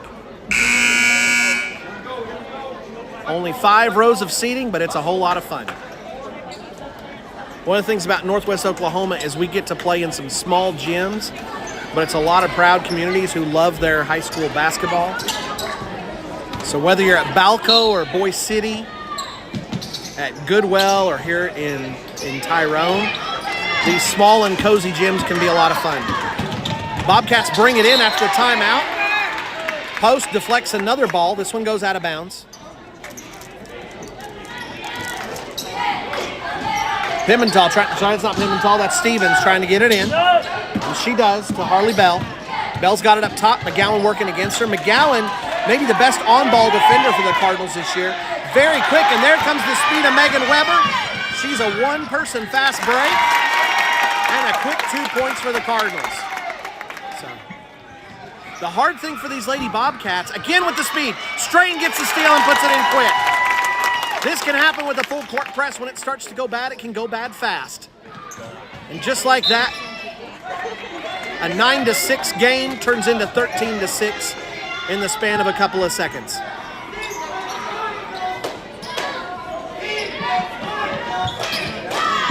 Ball's inbounded. That's Sienna Rogers, who's just come in. Post tips it away again. Weber gets sandwiched. Ball goes out of bounds. A lot of good hustle by the Lady Cardinals. Both teams trying hard here. Going for a loose ball. Oh, it's going to get called. There's going to be a foul on Weber. Cardinal fans unhappy with it. There's a lot of contact on the play. 4th team foul on the Cardinals and the 1st on Weber. Now again, at 5 team fouls, the Bobcats will be shooting. That's 4 team fouls. Ball got tipped out of bounds. Bell had not come back in, so when Bell touches it, that ball's automatically out of bounds. So Lady Cardinals get out of it, but Weber picks up a foul, and the Cardinals now sitting at 4 team fouls. So if they get one more, Tyrone will be shooting 2. Again, no more 1-and-1s in Oklahoma. Strain drives in, draws the double team, kick out to Campbell. Goes over the top of Campbell's cut. Ball bounces around, and Weber's got it, puts up a jumper. It's a little bit long. Weber gets her own rebound. Kick out to Campbell. Campbell from the baseline. Puts up a jumper. It's long. Cardinals out rebounding the Bobcats here, and Strain goes for 3. It's a little long, and another rebound by the Cardinals. What are we on? 4 times, 5 times. Gosh, I'm tempted to say 6 times a lady, and there it goes. Cardinals get the rebound, and now a 9-point lead, closing out the first quarter in a big way. Cardinals defense just at moments overwhelming the Lady Bobcats. The aggressiveness by the Cardinals starting to really harry the Lady Bobcats. Long three-point shots off the front of the rim. Post is able to get the rebound in time. Stevens has it out to Rosas. Rosas going for three. Off the front of the rim. Post has the rebound, and she gets fouled by Rosas. Third team foul on the Bobcats. And just to show you, here's what full court defense will do to you. Young ladies from the Lady Bobcats now starting to grab their shorts. Bent over, trying to grab some air. The pressure from the Lady Cardinals really starting to wear on them. Double dribble called on Post. Second dribbling violation on the Cardinals in this half. Cardinals defense has been tremendous. Cardinals half-court offense has been at its best whenever they can get a little bit of chaos and work for the rebounds. Cardinals defense looking for a double team. We're coming down to the end of the first quarter. See if they can get a shot. They do. And another that's a double dribble. Cardinals get the ball back. There's only 1/10 of a second left. We can't even show that to you. But that's the end of the first quarter. Quick stats for you. Your scoring, it's been Megan Weber with her speed and steals. 8 points, 4 rebounds, a foul, 2 steals, a block, and an assist. Weber coming up huge with Buller and Boyd on the bench. Macy Strain has 2 points, a rebound, and 4 steals. Jada McGowan, 2 points, 2 rebounds, a steal. Kemper Post doesn't have any points yet, but has 2 rebounds, 2 fouls, a steal, and an assist. And Emily Estes has 1 steal, and Hadley Campbell coming in off the bench, picks up 3 quick points to go with a rebound and a foul. So Cardinals depth already making a difference here in this game. Lady Cardinals running it. It hasn't been the transition game. It's been steals, turnovers, and layups to go with tremendous defense in the full court. In the half court, their defense has been good enough to force a lot of bad shots by the Bobcats, and their rebounding has been tremendous so far. So things going well so far. 9-point lead for the Lady Cardinals, this Lady Bobcat team. Expect to see them come out strong. Now, here's one of the things. I'll show it to you on this scoreboard, and you can see it. Well, you can't see it on the scoreboard at home. We do have an issue. We're trying to figure out how to get the fouls to show for you. But the fouls reset to 0 to start the new quarter. So the Cardinals had 4 fouls to end that first quarter, but start with a clean slate. However, there's no 1-and-1s. No more 1-and-1s. The only time you get to shoot 1 free throw by itself is if you made a shot and got fouled on it. Estes, interesting pass. Megan Weber recovers it. Post going for 3. It's off the front of the rim. Alyssa Peters has it. Kick back out to Post. Post drives in. Kick out to Estes. Jumper from Estes. It's off. Cardinals are getting a lot of second chances here. McGowan chases down and then gets the block. Harley Bell thought she had a clear path. McGowan's speed brought it back. Megan Weber with the floater. It's off. Estes gets it. Putback is in. Cardinals bring back the full court defense on the court to start this quarter in that tremendous defense. You've got McGowan, Estes, Post, Weber, and Alyssa Peters. Keep working, Mom. Keep working. That foul is going to go against Jada McGowan. That is her first. Kemper Post has 2, but nobody else has more than 1 for the Lady Cardinals. 5 total team fouls, but that doesn't matter. There's only 1 for the quarter. Another steal for the Cardinals. This one's Peters. McGowan in. Oh, nice pass. Weber getting it to Peters, and Peters gets the easy layup. 14-point lead, 13-point lead for the Lady Cardinals now. Bobcats have it. They're trying to work against the press, but that Cardinal full court man-to-man defense, just too much so far for the Bobcats in the early part of the first half. Estes up top, working against Pimentel.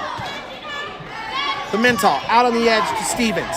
Steven matched up by Weber. Pass off to Humphreys. Long shot, no good. Off the front of the rim. McGowan's got the rebound. Here comes Post. Cardinals pushing pace again. Peters has it on the wing. Post has it up top. Peters is posting up. They'll get it to her. Peters thinks about it. And then Post takes advantage of an opening in the defense. Nice block by Rosas. Pass out intended for Estes.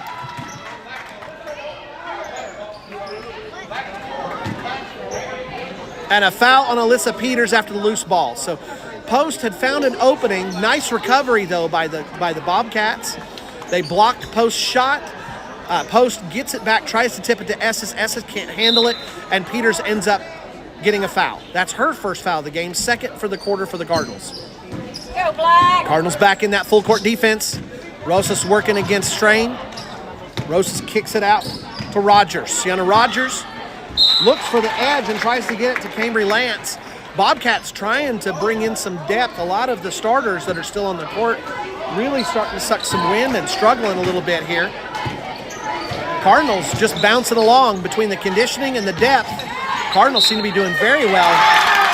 Peters drives in, gets a lot of contact, continues the shooting motion, puts it in. Quick 4 points for the freshman in this quarter. And she's able to tack a foul onto Ashley Torres. Peters made the shot, so she gets an and one. Again, this is the only time you get the chance to shoot one free throw at a time in high school basketball in Oklahoma this year. Peters puts it up. It's a miss. Campbell can't get to it. Rosas steps in front of her. Campbell picks up Rosas, and the Cardinals go for a quick double team. Rosas gets rid of it. Strain tips it. Rogers is able to pull it back in, and Peters is matched up again with Rosas.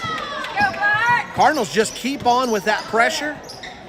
They're giving a little bit of room, but they close it quickly, and they're doing a great job of taking away passes. Down underneath, Cardinals have a lapse on defense. Cambry Lance comes open. They find her, and she's able to get only the fourth field goal for the Bobcats. Weber's open. She'll go for three. Off the front of the rim, bounces high. Estes dives into the fray, ties it up, and it's a jump ball. Jump ball goes back the white jersey's way. Ashley Torres will come out. In comes Harley Bell, short rest.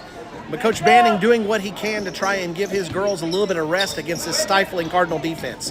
21-8 Cardinals all over the Lady Bobcats here early in Tyrone. Rosas has it. She dribbled her way into a double team. She's able to get it out to Humphreys. Humphreys looking for somebody working against Peters. She's going to drive inside.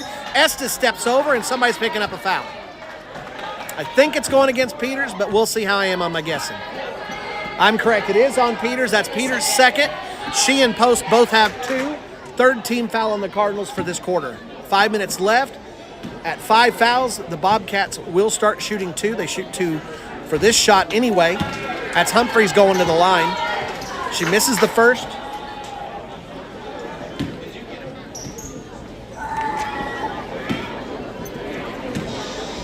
Humphreys gets ready for the second. This one bounces around and in. Bobcats get 1 of 2. Pull it back to 12 points. 21-9 the Cardinals lead now. Campbell looking inside, but Weber got swallowed up by Humphreys. Campbell now comes inside. A lot of contact, but not called that way. And Harley Bell sneaks out behind the Cardinals defense. She misses the layup though. Strain's coming up. They close out on her. Lance tries to. Weber's got it. She's open for a jumper. Puts it up and in. Weber put in a lot of work over the summer. Worked on her individual game and her tremendous shooting, and that's already double digits for Weber. Estes comes up, tips the ball. Humphreys is right there to recover it. Cardinals defense all over the Bobcats. Tremendous pressure, really making the Bobcats have to work and think about every pass. Deflected away by Peters. Strain comes away with the steal, and the Cardinals again totally help cause a malfunction in the Bobcat offense. Peters goes inside. She's working against the smaller Harley Bell. Bell does what she can, but Peters was going to take her to the hole. This Cardinals offense will look for mismatches and exploit them. And so if they get somebody who has the size advantage like Peters does on Bell, they'll try to take advantage of it when they get the chance. Peters makes the first. 24-9 now. Cardinals by 15. Out goes Weber for a quick break. In comes Post. The weapons just keep rolling in and off the court for the Cardinals. And the Bobcats have a lot to worry about. Cardinals have done all of this with Post not on the board yet. Post can start dumping in points at any moment. Cardinals fans hoping for that. That could really extend this game and maybe put things away in the first half. Ball tipped out. McGowan is in. Estes, Strain, Campbell, and Post.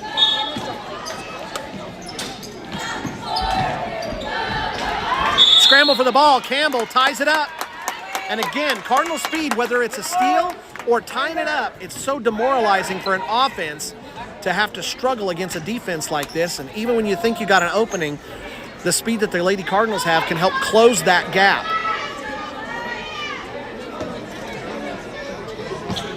Cardinals run their inbounds play. McGowan wide open. She'll put up that three.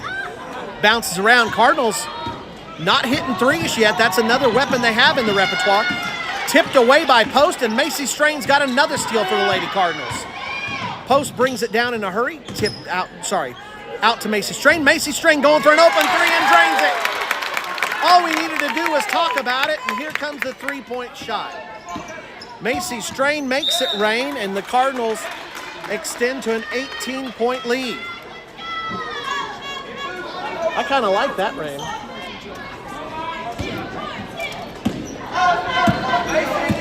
They can't fit on the sideline. Estes has it out on the wing. Pass it out to Post. Post was looking inside for Estes. Estes cut off her I want to say route, but I'm in football mode. That's the second time that's happened to the Cardinals. Post is looking to hit somebody on a pick and roll, and they stop a little bit short. I mentioned it early that chemistry on offense is such a huge thing, and with so many people who may not be used to playing with each other this style of offense, it's going to it'll take some time on the battlefield of the hard court before they're totally used to each other's timings on offense. On defense, they can scramble and use their speed, which is exactly what's happening as they've just burst out to a 14-point lead. Tremendous pass by Post. Nice job by Humphreys to collapse and double Estes. Cardinals will try again. Campbell this time goes into the baseline, kick back out to Post. Post is open, puts it up for three, just a little bit off the front of the rim. Post went wild in the regional tournament, scored a whole bushel full of points for the Lady Cardinals, had a tremendous playoffs, and the Cardinals waiting for her to break the glass on top of the bucket, not the backboard, but the seal on top of the bucket. Loose ball, Post reached for it, and I think she's going to get called for a third foul. She does.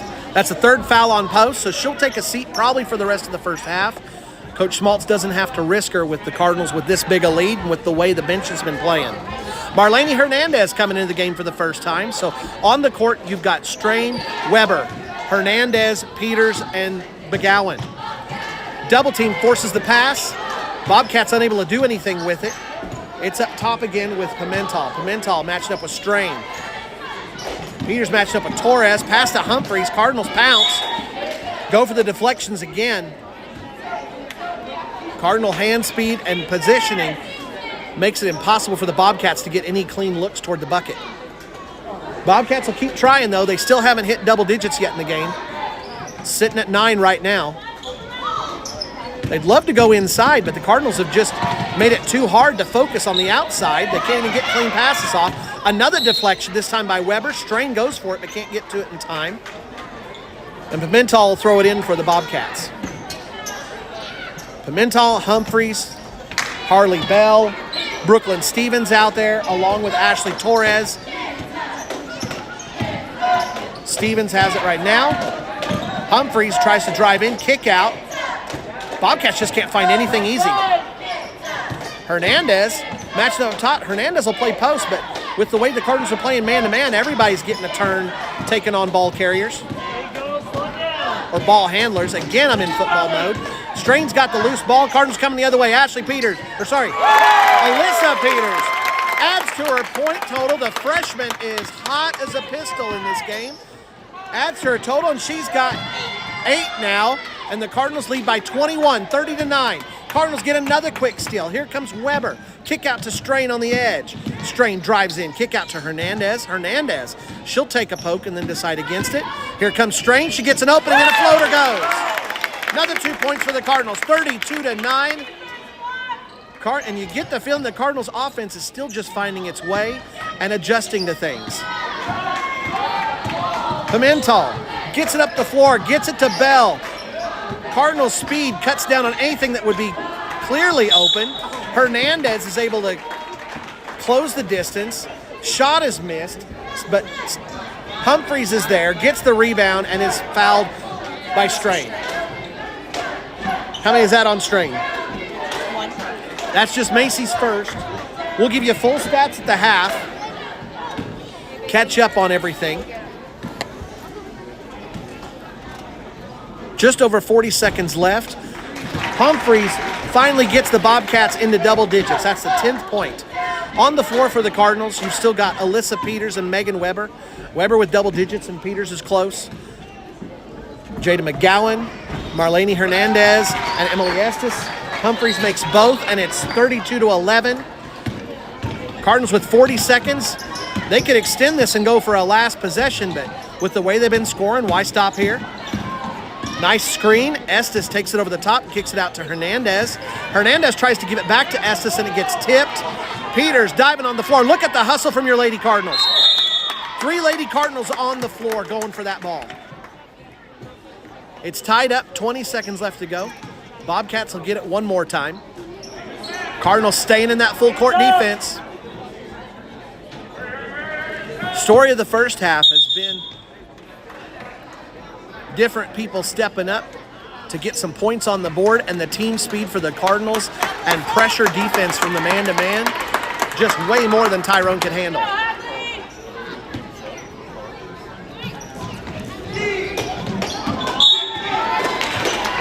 Tipped out, and it's Cardinals ball. 20 seconds left. Cardinals have at least one more possession left. With the way they've been moving the ball, who knows? We might get 4 or 5 more possessions. Campbell into Weber. Back to Campbell. Into the post it goes to Estes. Estes will put it up. It's a miss. Hernandez gets tipped off her hands. Hernandez might be having a little bit of jet lag. She spent Thanksgiving break at Disney World. Into the lane it goes, and a blocked shot by Hadley Campbell. McGowan gets the rebound, and that'll end the first half. Cardinals lead 32-11. Big first half for the Cardinals. Coach Banning and the Lady Bobcats have a lot to talk about at halftime. Coach Schmaltz can talk to the Lady Cardinals, give them some bragging, hand out some roses and some flowers in the halftime, but then repurpose and get ready for the second half. Good opening half for the first game of the season for the Lady Cardinals, even with missing all-conference players, Boyd and Buller, and graduating 2 all-conference players off last year's team in Moses and Barrett. Cardinals with a big lead. Here's your stats. As far as points go, Megan Weber is leading the way with 10. She's also got 4 rebounds, a foul, 2 steals, a block, and 2 assists. Macy Strain has come in and made a huge difference on defense, tallying 6 steals to go with 7 points, 5 rebounds, and a foul. Alyssa Peters, 8 points for the freshman. She's done it in every way. She's got 2 field goals, a 3-pointer, and a free throw. The only free throw for the Cardinals. Haven't been shooting very many free throws. Haven't been a lot of fouls called on the Lady Bobcats today. Peters also has 2 rebounds, 2 fouls, and 2 steals. Kemper Post hasn't gotten on the scoreboard, but she's contributed in other ways. 3 rebounds, a steal, and 1 assist. Post is also the only player in foul trouble for the Cardinals with 3. Jada McGowan joins the Cardinals for the first time this year after playing for Forgan the last couple, and she's got 2 points, 4 rebounds, a foul, a steal, and a block. And Emily Estes, the other starter, with 1 point, 3 rebounds, and a steal. And Hadley Campbell coming off the bench with 3 points with a field goal and a free throw, a rebound, a foul, and a block. Cardinals jumped out to a quick lead of 15-6 and then added to it and finishing out the first half 32-11. So Cardinals win 15-6 in the first half and then win 17-5 in the second quarter. So big half by the Lady Cardinals. We'll take a break here. I'll rest my voice, suck on a lozenge for a little bit. You guys can get a few minutes of break, hit the bathroom, grab a snack, and get ready. We've got more Lady Cardinals basketball, and then we'll see our opening game of the year from your Turpin Cardinals.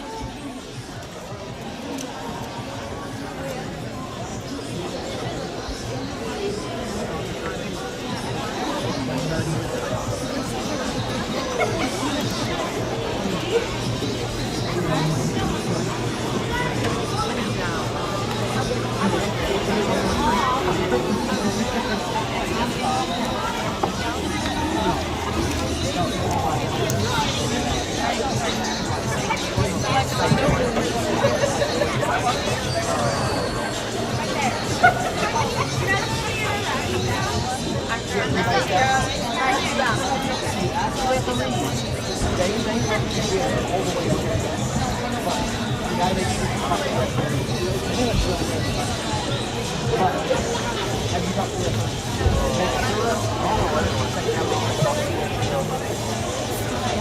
yeah, they're probably not going to go that far.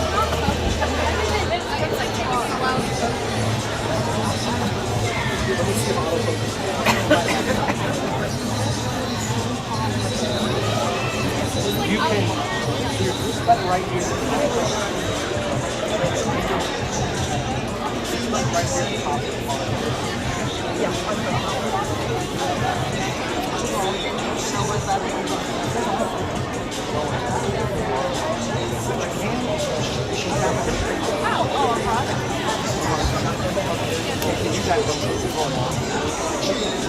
I'm doing somewhere I've got multiple things. I can tap here and it'll focus down there, or I can tap close up. See what I mean? Yeah. So that compressor.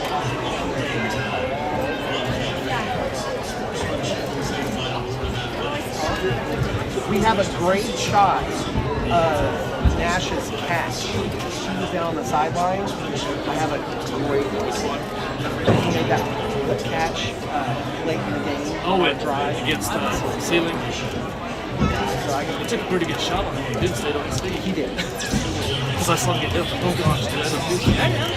I don't know how or where we're going to post it. I wanted to do a highlight of that reel of that game. That'd be tough. Yeah. It was a rough game, but there's some good players in that still. That was a good one. She's going to get down on the court and try to get some stuff. Hopefully we can do some highlight reels for the guys. We get some fun stuff. Maybe a high school. But you guys find out with Abby I'm taking her tomorrow. tomorrow. We know that she doesn't. We'll post it. I know. It's like, let's get What a week. This is the first year Ashley's been helping basketball. First year, I think. Yeah.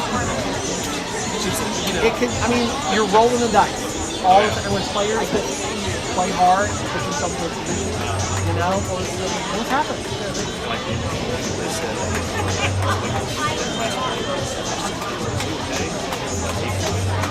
personality is. Like it hits them somewhere along the way. That was it. It was such a great team. Obviously, my Alabama awards was going to get so a lot of kids. Tremendous year. Yeah.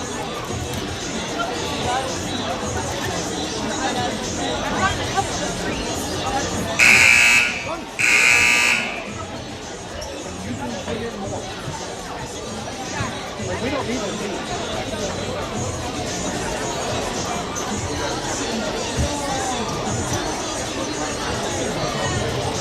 Depending on what the ball is, we may not get the ball. It's something that gets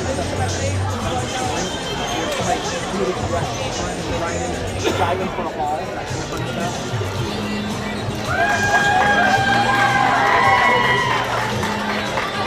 Feel free to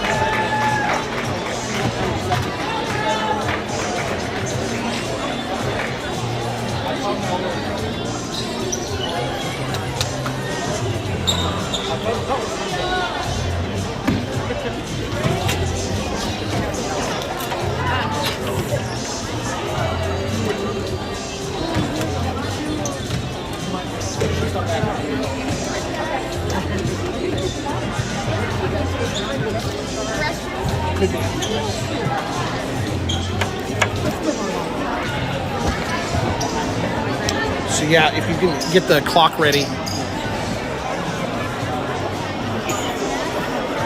All right, getting ready for the second half.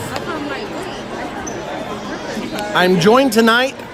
We've got statistician extraordinaire Ella Buller, our Turpin Cardinal cheerleaders. We've got so many of that fantastic third place game day state team that we can't fit them all on the sidelines at Tyrone. So half the squad, the seniors and the freshmen, are doing other duties tonight, whether it's cheering in the stands or helping out with the broadcast. So Ella Buller's one of those, and I'm also joined by the awesome and amazing Addison Hogg. She's getting some film on the sidelines. She's helping out with the scoreboard. She's helping out with the stats as needed. Here we go with the second half. On the floor to start the second half, you've got Post, Weber, Strain, McGowan, and Estes. Strain's got it the ball in the corner. They're working into the post for Weber, then kick back out to Post.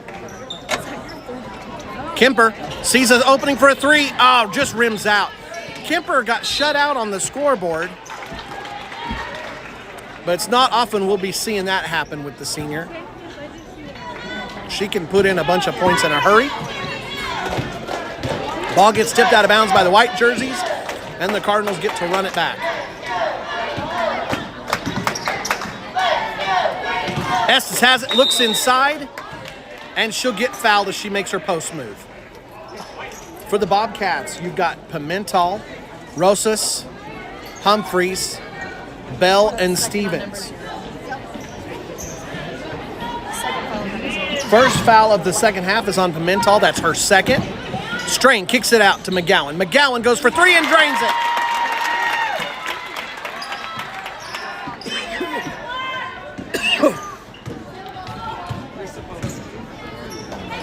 $35-11 now. Cardinals starting to pull away in this game. I say starting. Megan Weber corrects me with a huge defensive play, blocks it, gets the rebound, comes the other way. Let's see if she can complete the play. A lot of body on the defense there by Humphreys.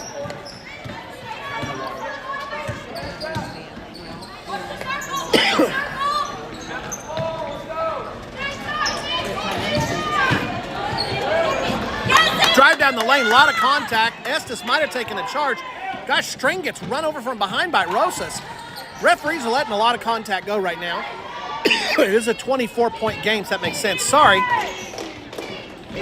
I'll get this cough under control here in a minute. Humphreys left wide open. Miscommunication on the man-to-man defense.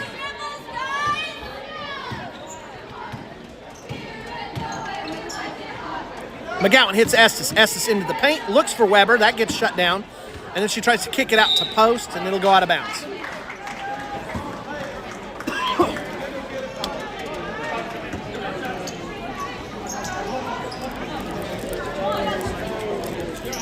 Campbell and Peters will come in. McGowan and Estes will go to the bench. Coach Schmaltz, Strain, and Biebermeyer over there have really been playing the chess moves. And everything's coming up aces so far for the Cardinals. I'm mixing my analogies there. We'll deal with it. Cardinals are back in that man-to-man defense. It worked so well in the first half. Why not continue? Weber is out on Pimentel. Pimentel drives in, puts up a little jumper. It's off the front of the rim. Tremendous block out by Alyssa Peters. Freshman's had an amazing game. Post has it now. The rebound by Camp. Strain comes in, tries to put that floater. Can't get it to fall. It gets blocked. She gets her own rebound, but then falls out of bounds. Loses control of it, and it'll be Bobcats' ball.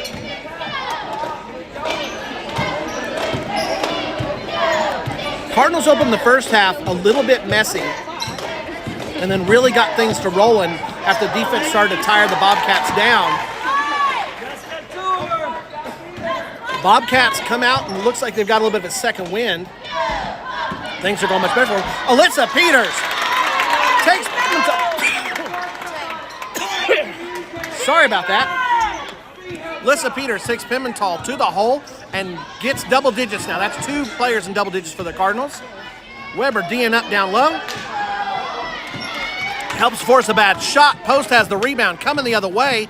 Here's Peters again. Peters across the lane to Campbell. Kick out to Weber. Beautiful ball move by the Cardinals. Shots missed. Campbell gets it. She throws it to where Weber was, but Weber had come in. Tell you what, a lot of these Cardinal turnovers have been from somebody having a really good idea, but the two players just not quite being on the same page as far as timing and rhythm. Those kind of things will get sorted out as this game goes on, though, and as this season goes on. Missed shot, rebound. Peters has it into the corner for Strain. Into the post for Campbell. Campbell, beautiful drop step spin move. Easy 2 points for the sophomore and 2 more points for the Cardinals. 39-15. Bobcats doing everything they can to hold firm with the Cardinals.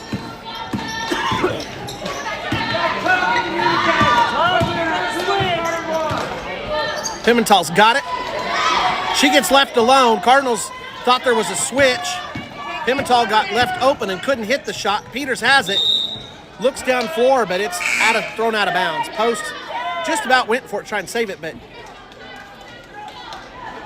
there's not a lot of sidelines to work with here, so Post had to pull back, or else she would have been face first into the concrete. Turnover by the Cardinals.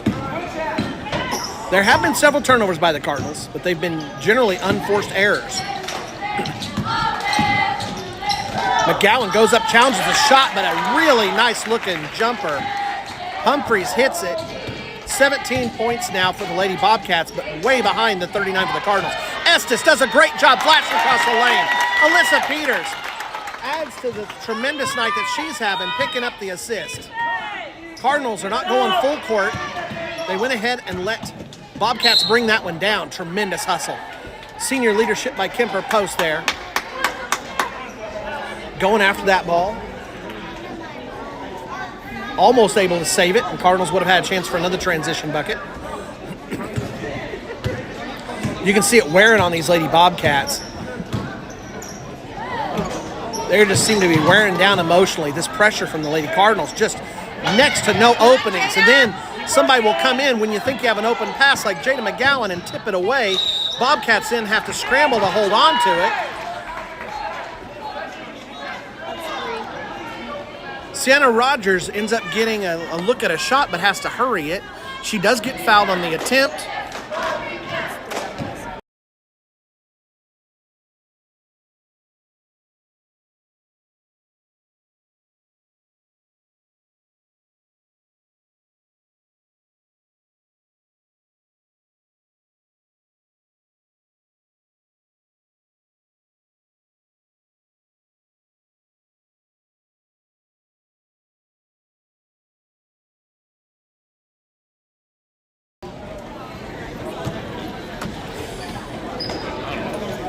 Timeout by the Bobcats. Timeout by the Bobcats. Here's your Cardinal cheerleaders.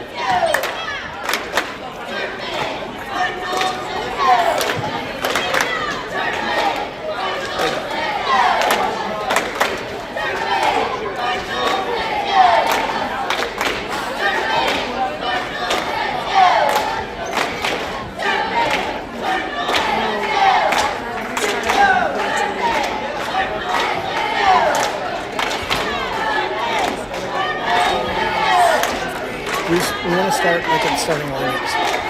So.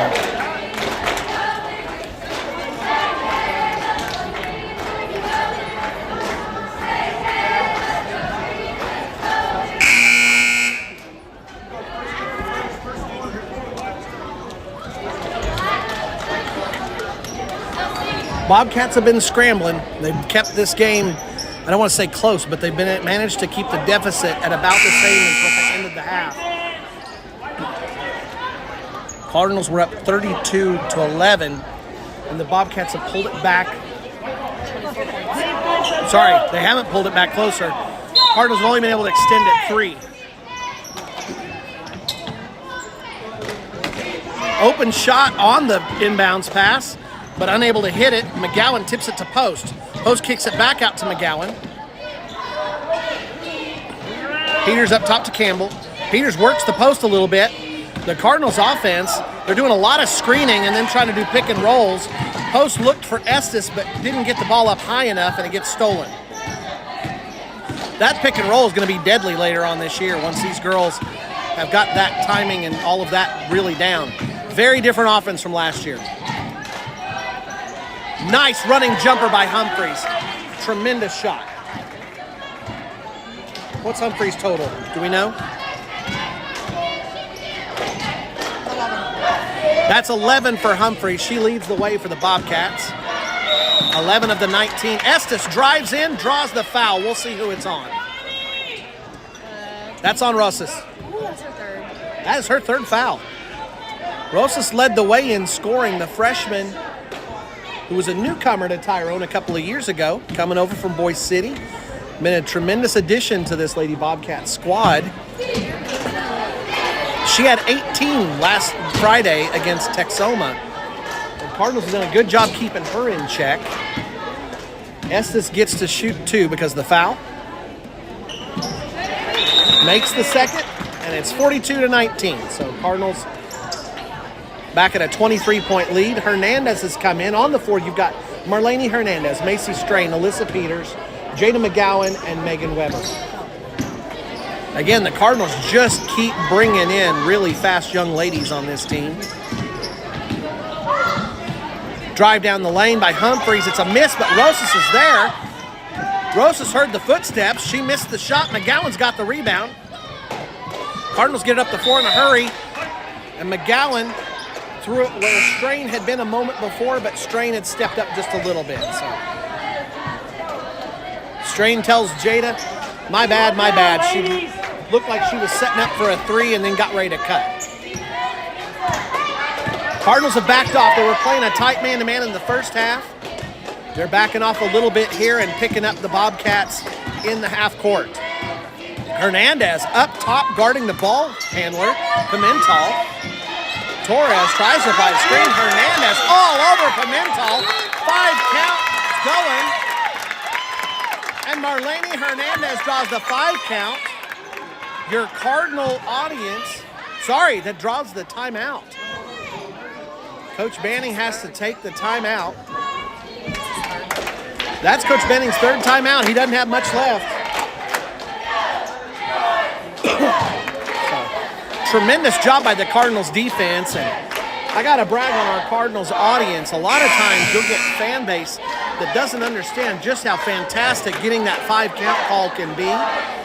Coach Banning knows how important it can be, so he has to burn another timeout.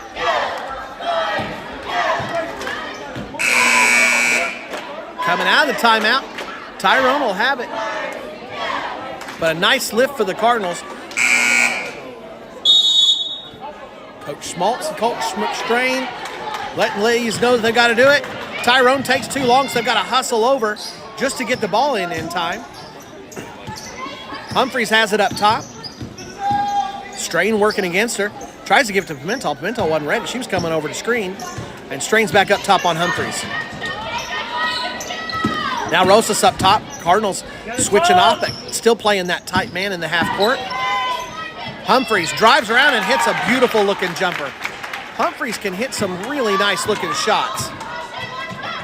Hernandez has it. Cardinals wasting no time getting that ball up the court. Weber, nice looking jumper. It's off the front of the rim. Rebound, and it's tipped. A deflection again by the Cardinals. Strain picks up the steal. Strain out to Hernandez. Back to Strain. Strain gets open. Little jumper. Up off the front of the rim. It's tipped. Another deflection by the Cardinals. Weber that time deflects it to Hernandez. Hernandez doesn't make the shot. And Hernandez goes to save the ball. And while she has a girl laying on top of her, she's out of bounds as she touches the ball. Out of bounds is the call. Humphreys bringing the ball down. Cardinals have gone away from Pimental, Torres, and Rosas being the ball handler, and they're trying to get some mismatches, it looks like, with Humphreys. It's worked out a little bit. We ended the first half with a 21-point deficit, and the Bobcats have managed to keep it even in the third quarter. Now, the Cardinals held off with playing that full court defense. That makes a little bit of a difference as the Cardinals adjusted the game plan. Long shot by Weber, won't fall. Rebound Bobcats, and that's the end of the third quarter.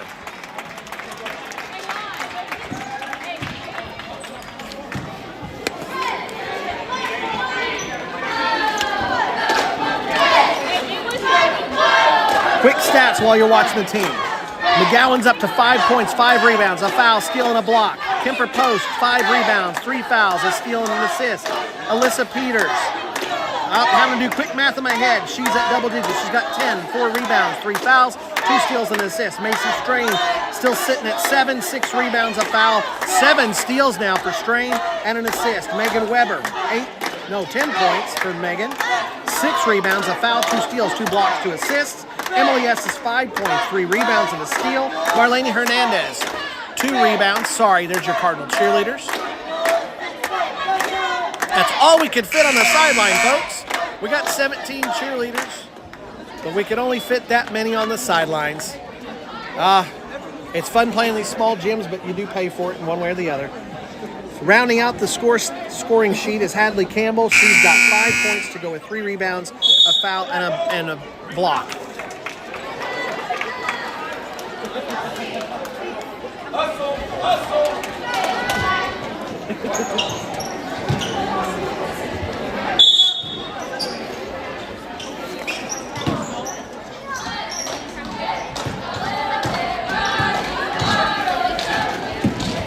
Tyrone's got the ball up top. Humphreys drives in, puts up a little jumper, and it's in. Kendall Humphreys has had a tremendous second half, but it's too little too late. That's 15 for her now. Cardinals have backed off a little bit on the defense, but still maintained the 21-point lead. Humphreys' bucket to start the half, to start the quarter. Weber hits the jump shot, and it looks like Humphreys is on the floor. I think she might have turned an ankle. She tells coach she's okay. Because they stopped the game for her, she does have to come out. She's walking like she sprained an ankle, but don't ask me. There's no letters after my name. Sienna Rogers comes in for her. Cardinals start the fourth quarter with Strain and Post, Campbell, Weber, and Estes. Bobcats have Stevens, Pimental, Rosas, Bell, and Rogers. Pimental gets it out to Rosas. Rosas puts it up. Foul called on somebody from all the way across the floor. And that was going to be called on Hadley Campbell. She had a hold of somebody's arm.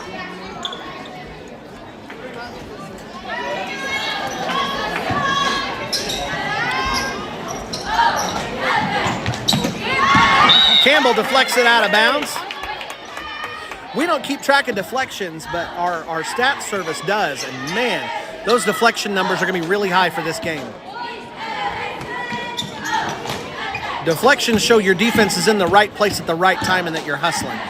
Bell dribbles it off her foot, but she's able to recover it. Cardinals still playing that man-to-man defense. Still leading by 21. They ended the first half at 21, and they've played even with the Bobcats since. Pimental gets a jumper to fall in, bounces around the rim, and finds the bottom of the bucket. Weber gets it down the court in a hurry. Beautiful pass to Estes, and Estes makes it a 21-point game again. Tremendous passing by the Lady Cardinals tonight. Defense, block! Rogers wants to get rid of it and finds Bell. Campbell forces the pass out to Pimental. Pimental puts up the shot. It's going to be a miss. Rogers trying to find somebody. She's double-teamed, though. Forces the bad pass. Estes has it. Estes is open for a layup and puts it in. Emily Estes gets the steal and is a one-woman fast break. Defense! Campbell picking up Humphreys. Remember, Humphreys had to come out a moment ago. Looked like an injury to an ankle. We'll see if that affects her movement. Rosas with a quick trigger on a three and drains it. 20-point game now, 48-28. Cardinals, 6 minutes left. Have to play this thing out. Bobcats aren't going away. Post into Estes. Estes drives in but loses the handle on it. And it'll be a jump ball.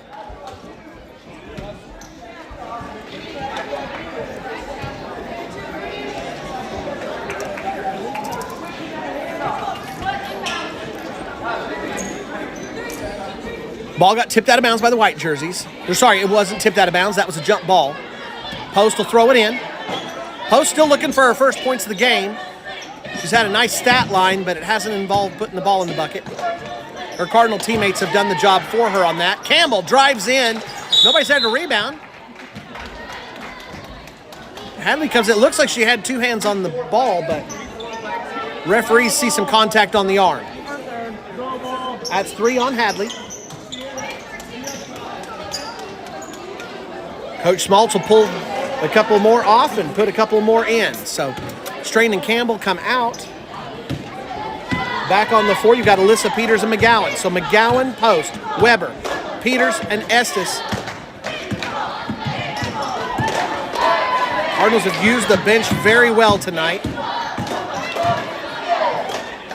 That was kind of an inexplicable shot, and it didn't go in. Post gets the rebound. She's leading the fast break, gets it up top to Weber. Weber gets in deep to the post, tries to get it back out to post, but nobody's really there. The Bobcats try to run their own fast break. Post cuts it off, and they'll have to set up their half-court offense. Humphreys tries to go inside against Estes, kicks it out. Boy, the Cardinals are just harassing the Lady Bobcats here. And a three-point shot off the glass and in. Rogers hitting the three, and it's a 17-point game now. Bobcats trying to do their best to rally here. Cardinals had gotten away from the full-court defense, and it might have made a difference in the scoring.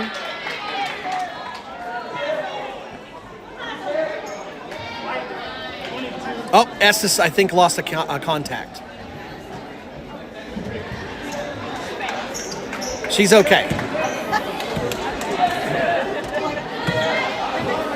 Post has got the ball underneath. 17-point lead for the Cardinals, under 5 minutes left to go. Peters has it in the corner. Into Estes at the baseline. Double team on Estes. Kicks it out to Post. Rogers has extended out on Post. Peters will put it up from three, and it's off, but McGowan tracks it down on the backside. McGowan up top to Weber. Weber drives in, short jumper, off the front of the rim. Here comes Rosas the other way. Out into the corner for Bell. Bell over to Stevens. Stevens drives into the lane, short jumper, off the front of the rim. It gets tipped back by Rogers. Rosas goes for another shot. Cardinals aren't rebounding the way they were in the first half. Estes puts up a jumper from the free throw line, and it's in. Estes getting some quick points here in the fourth quarter. And that's 11 now, so 3 Cardinals in double figures.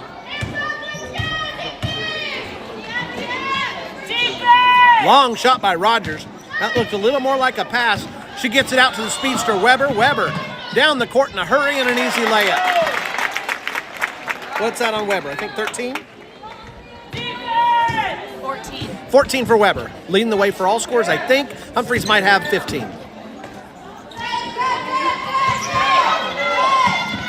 Handoff goes to Bell. Alyssa Peters all over her. Cardinals defense. Uh-oh. Peters might have had something happen.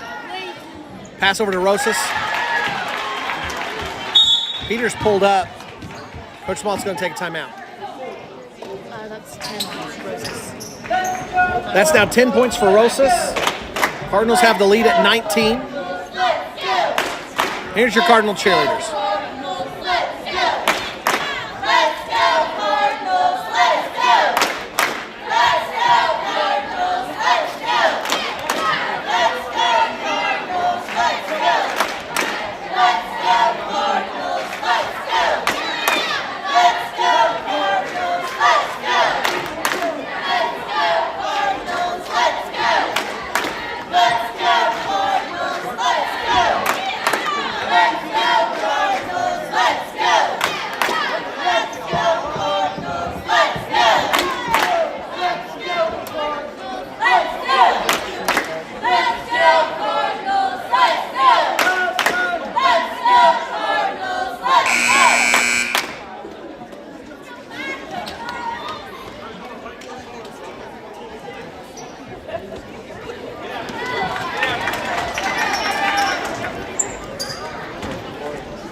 With 3 minutes left and 19 points the difference, it's not like the game is in any issue here, but we're a moment away from potentially seeing some backups for the Cardinals getting into the game. At that 20-point mark, you can make some subs if you can. Tyrone doesn't have a lot of backups, though.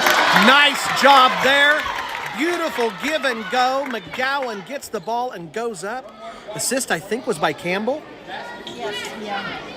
Tremendous job. Cardinals have had several moments like that where their ball handling and passing has just been fantastic. What's that? Second foul on 11. That's the second foul on Ashley Torres. McGowan makes it, and it's a 22-point lead. Cardinals' biggest lead of the game, I think, was 24. They're knocking on the door of that. Rosas trying to do something about it, though. Rosas misses it. Rebound inside by Stevens, and Strain will foul it.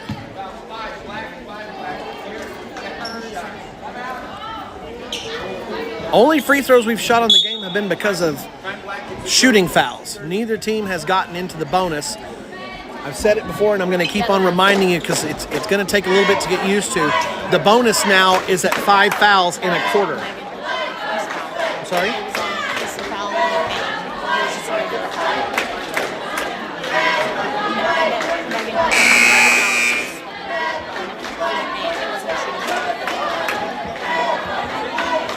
The foul was called on Megan Weber. That's her first, and was not a shooting foul.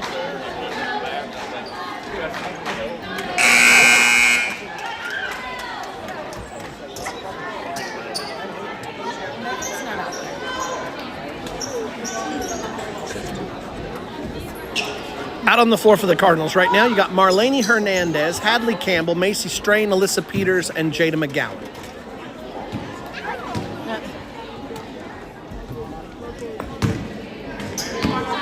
Let's box out.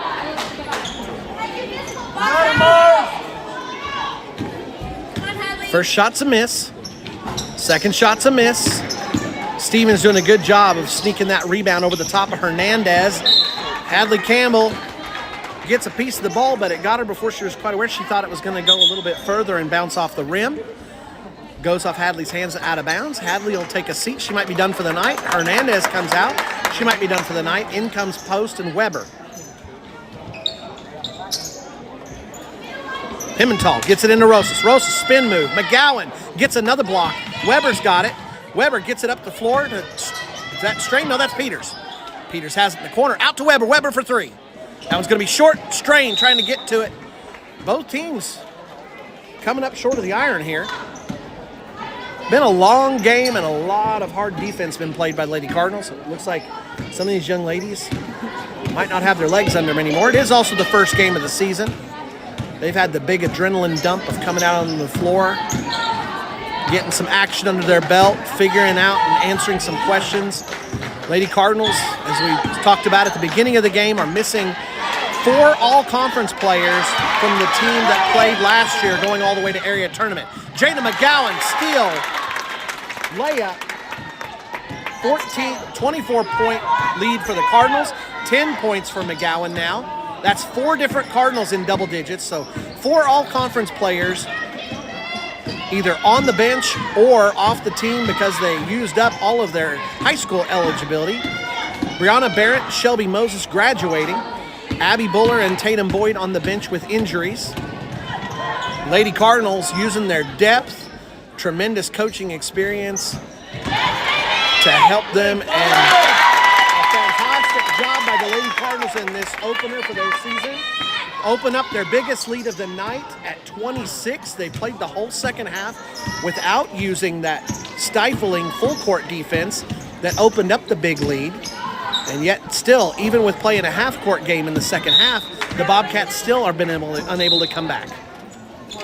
1:10 left in the game, and a couple of subs in for Tyrone. On the floor for the Cardinals, you've still got Jada McGowan, Kemper Post, Megan Weber, Alyssa Peters, and Macy Strain. Pass into the interior for Rosas, and she got fouled on the shot. Put up a quick shot.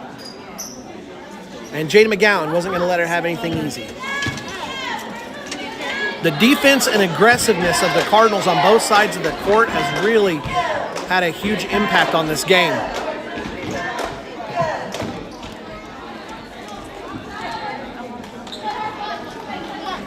Tyrone went to Texoma on Friday and lost by 25 to a pretty good Texoma team. They've done, right now they're in danger of doing a little bit more while trying to defend their home court.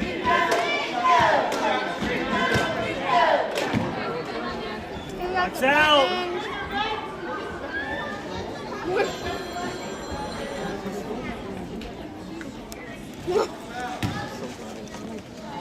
Rosas puts up the shot and makes it. 59-34, 25-point game now. Cardinals defense only allowing 34 points on the game. Weber drives in. A lot of contact on it, but referees are wanting to get this clock out. So finally, there's just a little bit too much contact. It'll be a jump ball. Cardinals, I think, have only shot 1 set of free throws. Nope, that's not true. 3 players for the Cardinals 4 players. I'm just wrong. We got to leave these stats up to Ella Buller. The amazing and awesome Addison Hogg is down on the court right now getting some nice courtside shots for you. We hope to put together highlights for you after the game. Maybe later on in the season we can put together some videos for these young ladies. The Ella Bullers fulfilled most of the stat duties tonight. And a 25-point difference. Rosas has it. McGowan still on top of her. Pass out. Rogers trying to dive in, and another block. Megan Weber gets it blocked. Post gets it back to her. Here comes Weber for a layup. A lot of contact. Weber gets the rebound. Still a lot of contact. Alyssa Peters. Another rebound. Strain that time. Looks like on our 5th chance, we're going to go for an outside shot. It's going to bounce out of bounds. A lot of contact. Referees just trying to let that clock expire, but these two teams are playing so hard. With the rebounds, Megan Weber now has a double-double to open the season. Jada McGowan goes for the 3. It's off. Alyssa Peters has it. Trying to get open. So much contact inside. Referee's going to let this thing play out. Get the boys on the court. Kemper Post has the steal. Kemper out to Macy. Macy's got it. 5 seconds left. Up to Alyssa Peters. Alyssa's going to cap it and make it a 60-point scoring effort for the Cardinals. They finish things off at 61. 61-34. The Cardinals win by 27.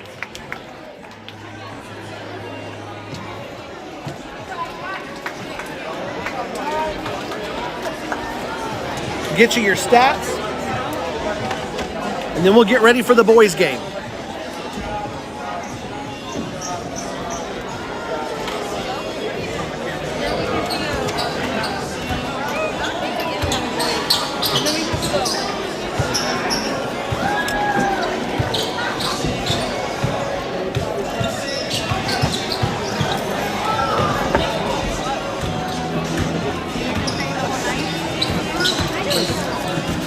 All right, your stats for this game. Jada McGowan finishes off with 10. One of 4 Lady Cardinals in double digits. 10 points, 6 rebounds, 2 fouls, 2 steals, and 3 blocks. Those are unbelievable defensive numbers for a guard. Kemper Post didn't end up getting a point, but boy howdy did she make an impact on the court. The point guard for the Cardinals ends with 7 rebounds, 3 fouls, a steal, and an assist. Alyssa Peters, 12 points, 6 rebounds, 3 fouls, 2 steals, and an assist. Macy Strain, in her first game in the Cardinal Black, gets 7 points, 7 rebounds, 2 fouls, 7 steals, and an assist. So Macy Strain came up 7s. I don't know what that is on whenever you're looking at your slot machines, but I think when you come up all 7s, that's a good thing, and that's what happened with Macy Strain. 7-7-7. Points, rebounds, and steals. Megan Weber led the way in scoring for Lady Cardinals with 16 to go with 10 rebounds, a foul, 2 steals, 3 blocks, and 3 assists. Emily Estes ends with 11, rounding out the double-point score or the double-digit scores for the Cardinals, as well as 4 rebounds and 2 steals.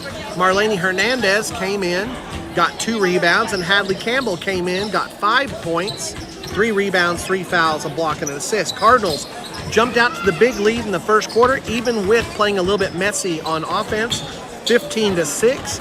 By the end of the first half, it was 32-11. The Cardinals opening up a 21-point lead. Bobcats played it even through the third quarter. Cardinals had backed off the full court defense, and so the score at the end of the third was still a 21-point difference.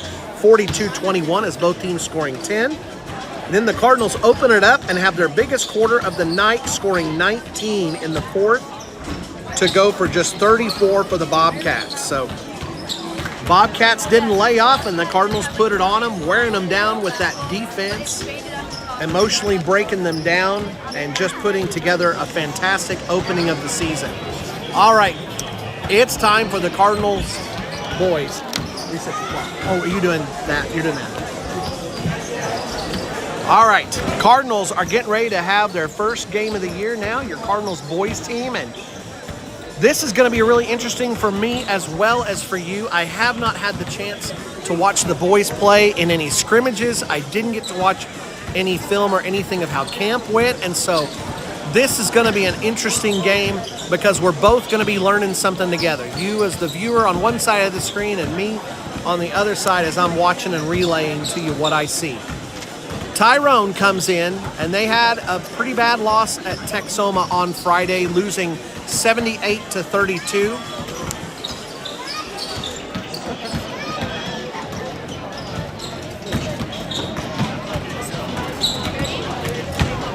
In the first game of the year.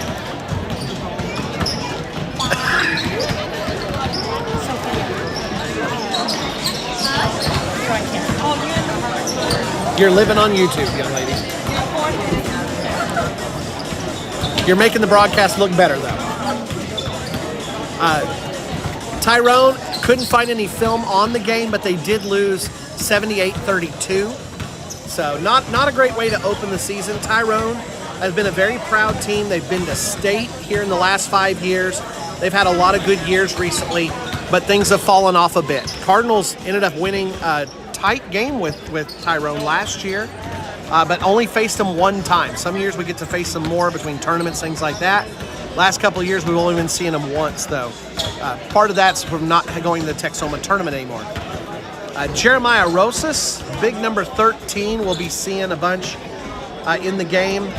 He came over from Boise City and made a big impact on Tyrone's team. Very skilled big man, can play outside as well. Currently, he's shooting three-pointers in the warm-ups. Not sure if he's wanting to play guard tonight or if he'll try to use the height inside. Cardinals, not a small team, but after graduating the 6'8", Drew Bott, there's going to be a little bit of a height drop-off, as well as 6'3", 6'4", 6 whatever he was, Jackson Hensley, who could play inside and had tremendous leaping ability. Leading scorer for the Tyrone Bobcats, though, in that game against Texoma, and then I'll be done talking about Tyrone, was Witt. Witt ended up leading the team, but didn't have a lot of points. They just struggled to get things going against Texoma. Texoma looking good on the guys' side as well as the girls' side this year. But let's talk about your Cardinals. So the Cardinals had a whole pile of seniors last year, losing 2 seniors who were all conference players in Jackson Hensley and Cade Moses, and a bunch of depth, people who came in off the bench, people who played a lot of playing time, Aaron Resendiz, Drew Bott. Down the bench, you had guys like John Epp, Bailey Boyd, and there were so many. I know I'm not remembering everybody. Tremendous team. They fought like crazy, but they ran into the buzzsaw that was the Texoma Red Devils. Had to play Texoma, I think, 4 different times last year. Fought like crazy with them, but just couldn't ever get the edge against them in any of the matchups, and it was Texoma that put us out of the playoffs. Coming back for this year, though, we've got Bryson Parker. Bryson Parker's been all-conference the last 2 years. He was an all-tournament at the Buffalo tournament when we went there last year. Gunnar Post is finally healthy for the first time in, well, almost in high school. Gunnar also has dropped a whole bunch of weight in the offseason. That led to him having a tremendous amount of quickness and speed in his football season, and so he moved from the line out to wide receiver and even played some running back this year for the Cardinals. A big man with a lot of touch and quickness. Gunnar can cause a lot of problems for a lot of people. You've also got a returning all-conference, all-mention in Carson Peters, and after that, I don't know what to tell you. You've got Nash Levins, who's played a ton of ball. He played a lot last year. You've got Austin Peters, who played a ton of ball last year, but didn't come in for a lot of varsity last year, but he's played with these guys forever and has been a key part of this junior and senior team as they've worked their way playing basketball in the area. A bunch of these guys have played summer ball. There's a lot of experience on the court. And then you've got some good young players. As you saw in the JV game, you've got Riley Fowler, you've got Max Garza, you've got Saul Alvarado, who had a tremendous game. Jag Huffman provides a tremendous spark. And down there on the sidelines, whenever he's able to come back from injury, you've got Jackson Leonard that will provide depth in the post as well. And Jet Huffman, who we would expect to be out there possibly starting, but he's awaiting a medical diagnosis to see how things go. He had a little bit of an injury in the football game on Friday against Sealing, and So Jed will have to get things evaluated, much like Abby Buller on the girls team. We'll have to get some things evaluated. By the end of the week, I expect that we'll all know a lot more.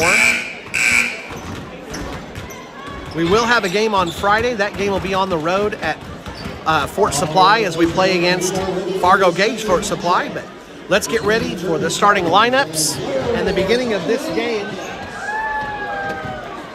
as your Turpin Cardinals get ready to take on the Tyrone Bobcats in our season opener and the Bobcats home opener. And now for the starting lineups. First, for the visiting Turpin Cardinals, number 2, Nash Levens. Senior number 2, Nash Levens. Number 3, Carson Peters. Number 3, Carson Peters. Number 10, senior Bryson Parker. Austin Peters coming out. What is Austin's number? 13. Number 13 and number 22, Gunnar Post. Your Cardinals are coached. Garrett Biebermeyer's the head, and he's assisted by Sean Strain and Travis Smaltz.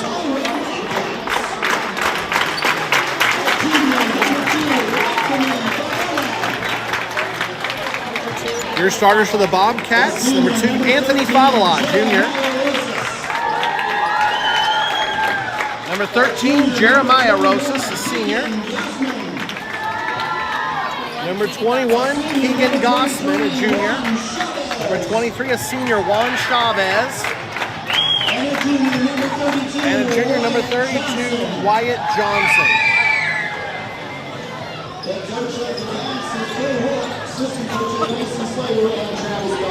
So both teams putting a lot of experience out on the floor. It's going to be mostly in juniors and seniors in those starting lineups. Just some reminders, head on up to the concession stand. Get your final bids in on the silent auction. Those auction items will be taken away at halftime of this game.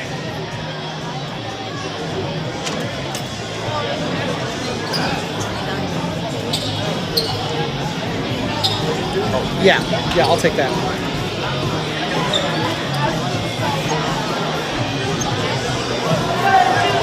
So Rosas is matching up against Bryson Parker.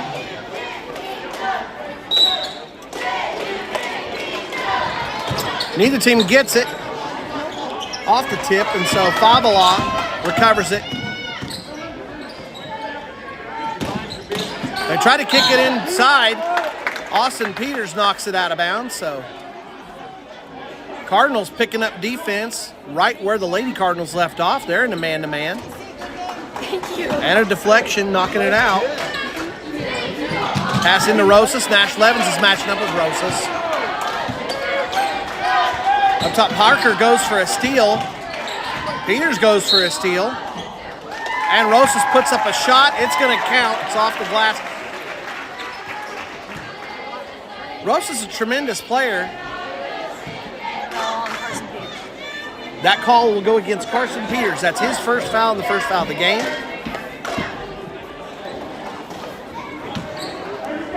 So we're one bucket into the game. A foul on Carson Peters and one bucket by Rosas. Nothing else of note as we get things going here. 2-0 Tyrone leads. I'm going to be saying Austin and Carson a lot for the Peters brothers, because if I say Peters all the time, that's going to be confusing. Cardinals turn it over, unforced error. And if you're just tuning in and you haven't been to Tyrone, Oklahoma before, yes, this gym really is this small. Fun place to play, but there's not a lot of room. Parker gets a steal. It gets knocked out of bounds by 23, Juan Chavez.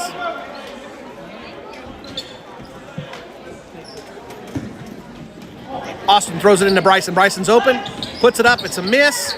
Cardinals scrambling for the loose ball. And a travel. Wyatt Johnson hauls it in, but a travel along the way. Austin throws it into Gunnar. Carson up to Nash at the top. Key. lot of pressure by the Bobcats. Inside to Gunner it goes. Gunner across the lane to Peters. Cardinals kick it around. Great ball movement. Levens goes for a three-pointer. That's 2 outside shots by the Cardinals so far. They haven't either one. These Cardinals can get hot. Everybody that's on the floor right now can hit the three with pretty good regularity. Rosas drives in. Not sure what he was going for there. Doing his best Larry Bird impersonation. The green and white does bring that to mind. Rosas getting a block as Carson goes up.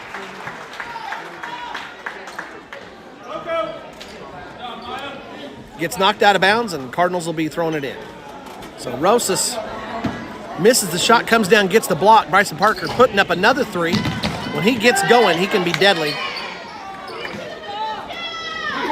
Parker's got it. He'll hold off. Tyrone has shifted into a zone. That's going to leave a lot of three-pointers open.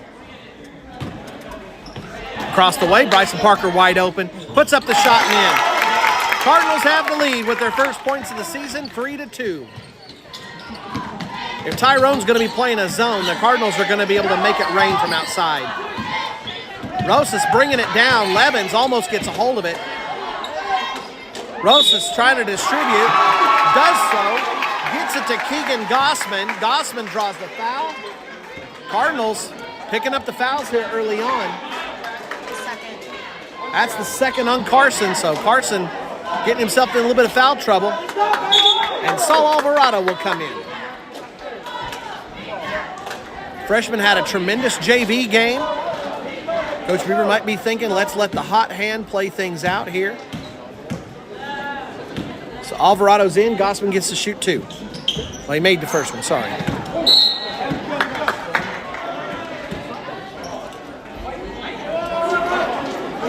Tipped out of bounds off the Cardinals.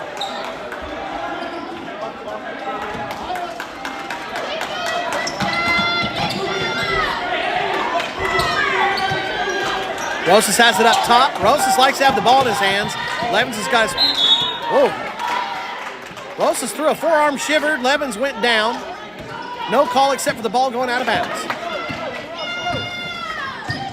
Parker's got it up top. Austin Peters from the outside. Cardinals have 1 3-pointer and going for another. Levens goes up. It's blocked by Rosas. And then Rosas gets it tipped, but it's recovered by Johnson. Johnson back to Rosas. So messy first quarter so far. Both teams having a little bit of trouble holding on to it. Cardinals going for a whole lot of threes, and Rosas blocking anything that's closer. Inside shot's no good. Alvarado's got the rebound. Alvarado leading the fast break. Gets it out to post on the baseline. Up to Parker. Parker drives inside. Nice looking little jumper, but it's a little short. And we got a foul. First foul called on Tyrone.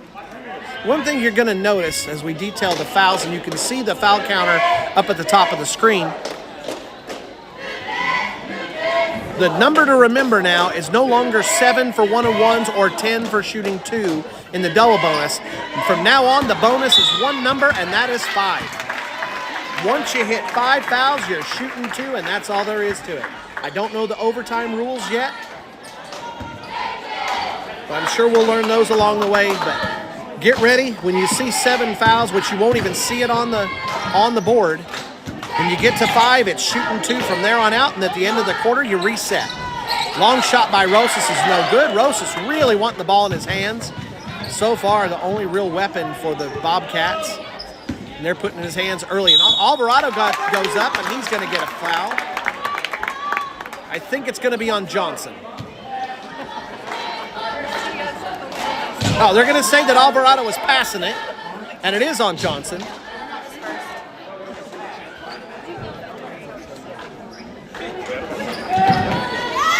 Inside shot, Parker comes right down the lane. Nice passing, and the Cardinals retake the lead 5-4. Parker overplays it, tries to get the steal away from Chavez. Rosas throws it baseball style all the way down the court. Peters matching up with Gossman. Out it goes to Johnson. Johnson working in against post, gets an opening, gets the layup off the glass and in.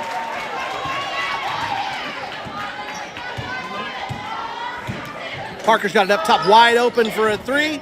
Little bit off, post has it. Post turns it around, a lot of contact from Rosas. And Jeremiah picks up a foul.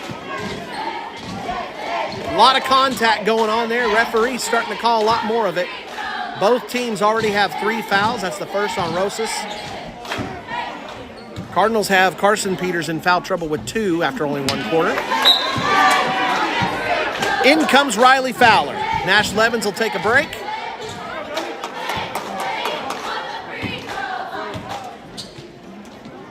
Gunner Post puts it up and in, and the game's tied at 6. Coach Beavermeyer is going to go ahead and take a quick timeout. And here's your Cardinal cheerleaders. Cardinal cheerleaders, you may notice there's only 8 of them down there on the sidelines. Here at the smaller gyms like in Tyrone, your 3rd ranked game day state cheerleaders can't fit the full squad of 17 out there, so we've got a little over half. We've got the sophomores and juniors out on the floor. Freshmen and seniors will be out there for the game on Friday.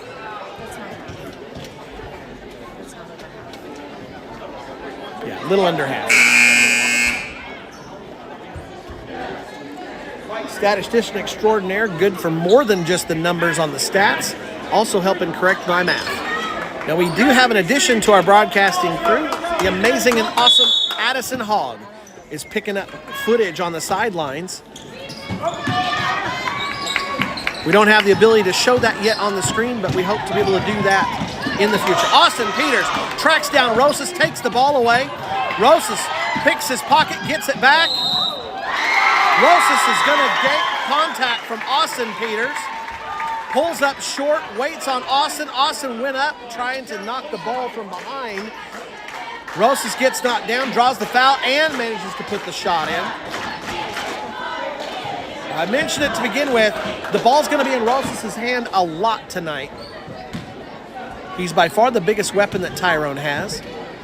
A couple years ago, you remember a young man by the name of Rodriguez who was a tremendous player and who helped lead the Bobcats to the state tournament. They weren't able to win that year, but boy, howdy, would they have a good team. Well, now they've got another player that they base a lot of the offense around, Jeremiah Rosas. Parker tries to tip it back to Gunner Post, unable to get it there in time. Cardinals block the shot on the fast break. Parker gets it off the glass. Alvarado going for 3. It's off, but Gunner Post has it. The follow is good. This game's devolving a little bit. The structure's starting to fray a little bit at the edges. Alvarado overplays it. Cardinals really trying to go here into transition defense, but the Bobcats are gaining some advantages on it. Cardinals are getting some steals, but the Bobcats so far, it's not pulling away like you would think that it might. Nice turnaround jumper by Riley Fowler.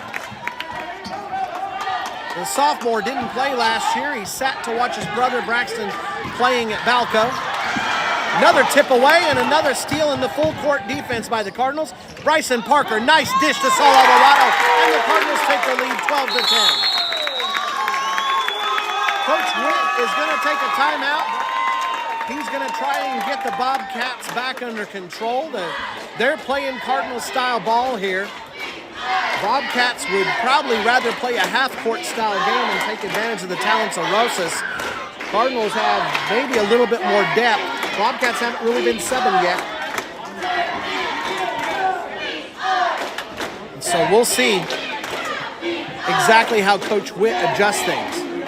Cardinals are running the floor, starting to get steals in the full court defense.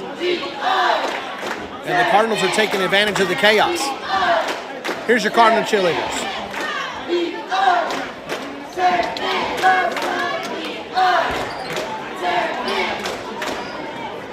Go, Cardinals, go!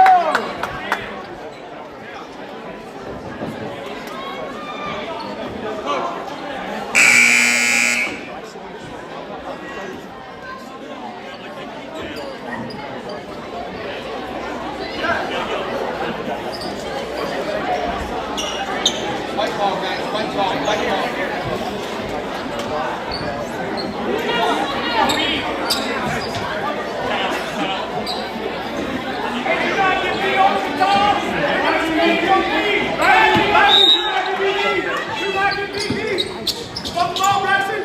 Levens comes up to take Rosas.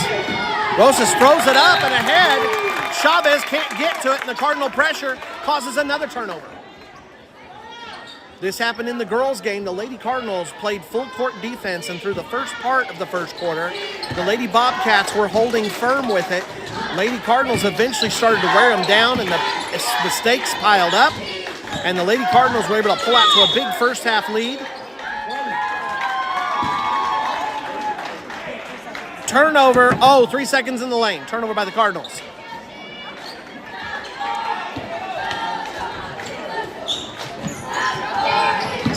Tell you what, one thing that's also becoming clear is the Cardinals' team speed in this boys' game also way more than what the Bobcats are putting on the floor.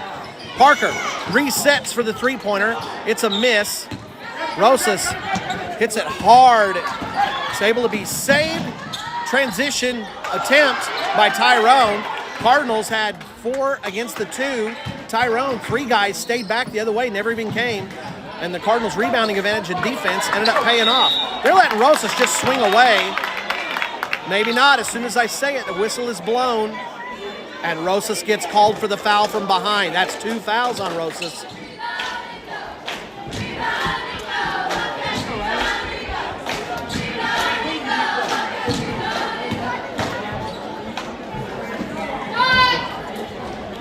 Bobcats are still working with all their starters but one. And now they'll have to go to the bench and pull in some depth. Miguel Beret was already on the floor with 4 starters. Rosas will have to sit probably for the rest of the first quarter. Brenner Witt comes in, as well as Angel Lopez. Now those are guys that struggle with our JV. We'll see what the Varsity's able to do when the second line for Tyrone comes in. Witt almost throws it away. Gunner Post has it. Oh, Gunner's thinking about it, and it's going to be a nice layup for Gunner. Gunner gets another steal. Gunner inside, looks for Bryson Parker, and a nice job, Anthony Fabula. Tell you what, some of the Bobcats starting to take some deep breaths. This Cardinal defense has them with their hands on their hips. They're breathing hard, and the Cardinals defense applying the pressure. Parker open for 3 and drains it. Cardinals have an 8-point lead now. Parker gets another steal. Mistakes starting to pile up for the Bobcats. Cardinals need to turn this into points and pull away. Above the ball, Mason! Above the ball, Mason! Get above the ball, Mason! Above the ball!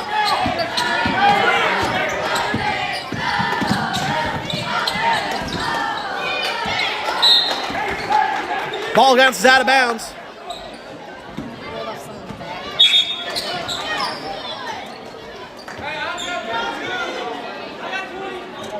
Witt's going to come out. Johnson will come back in. Austin Peters will come in. Saul Alvarado will take a seat. Max Garza's come in. Mason Nelson's come in. Coach Biebermeyer using his depth to counter as Coach Witt sends some of his starters to the bench. Why not? Our JV did a good job against their JV.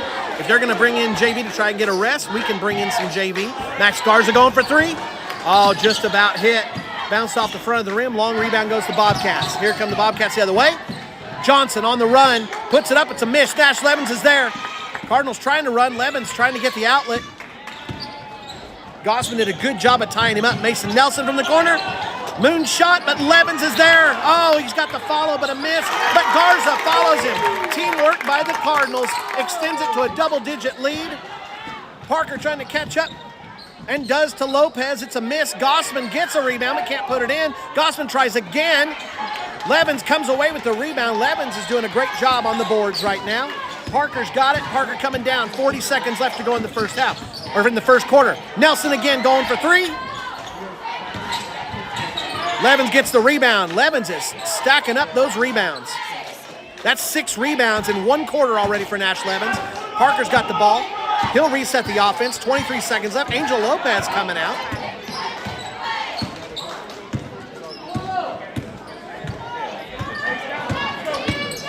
Parker creates distance. Looks like Cardinals are going to go for one last shot in this first quarter.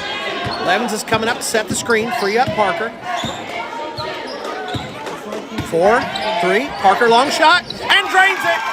All of that just to end it with a 13-point lead. The cherry on top of that Sunday, Bryson Parker. Do we have a point correction? I see 24 now. I see 24-10. You might add it up. I still think it's 23. Anyway, we'll leave that to the stats. Here's your Cardinal cheerleaders. I'll give you your stats here in a second. Their score's 23. Okay. We've got 23, and I trust our statistician extraordinaire, Ella Buller.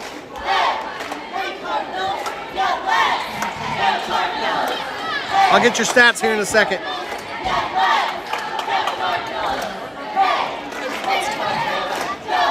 All right, we double checked. We're like Santa with his list. We checked it twice. We've got a total of 23, but if Tyrone wants to spot us an extra, we'll take it for now. Nash Levin, 6 rebounds. He's been cleaning that glass. 1 foul. Carson Peters, a rebound and 2 fouls. That set him down. Cardinals went on a run. After that, Bryson Parker's got 11 off 3 3-pointers and 1 field goal, a rebound, 3 steals, a block, and an assist. Austin Peters, a rebound, a foul, a steal. Gunnar Post, 5 points, 4 rebounds, 2 steals, and a block. Saul Alvarado, 2 points, 2 rebounds, and Max Garza, 2 points and a rebound. I think Riley Fowler has a bucket also. On the floor for the...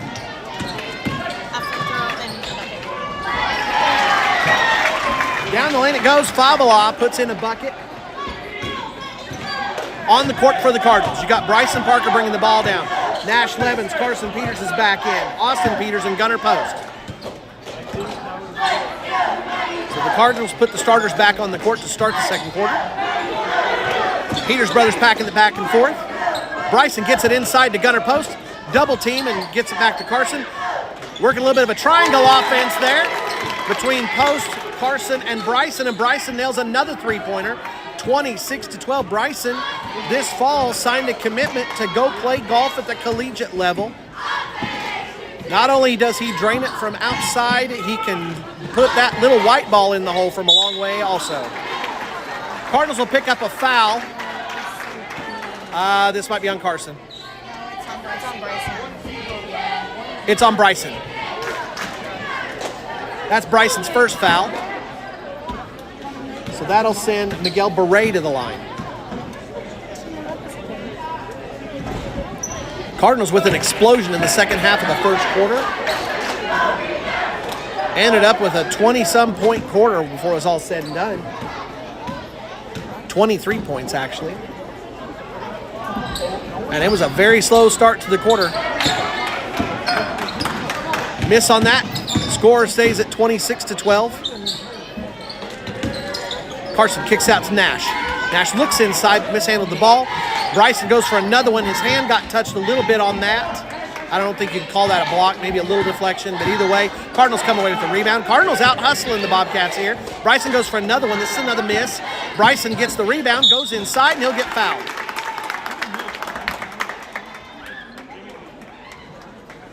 Oh, and Bryson comes up limping, and the Cardinal fans catch their breath.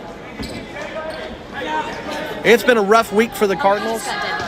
Jet Huffman, Abby Buller,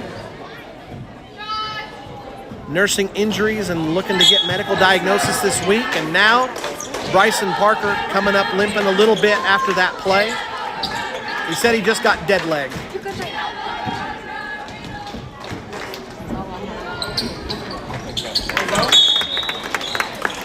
Bryson will come to the bench to rest. He hits one of the free throws. Cardinals extend the lead to 15, 27-12. Bobcats mixing things up a little bit. Rosas is out on the floor, but that time he didn't bring the ball down. They get it into his hands quickly, though. Rosas looking to distribute it. Shot goes up, and they're going to call a foul on the Cardinals. That was Elijah Anguiano. He had a good game in the JV game. Second on Austin. That's a second on Austin. So Peters brothers have 4 fouls between the two of them. They've spread them around evenly. I don't know if they share like that normally.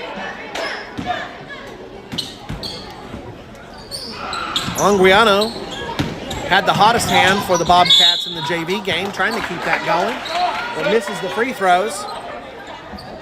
And the second one ends up bouncing out of bounds. Parker's back in. That's a good sign for the Cardinals. Austin Peters will take a break. On the floor for the Cardinals, you've got Bryson Parker, Carson Peters, Gunnar Post, Nash Levens, and Saul Alvarado.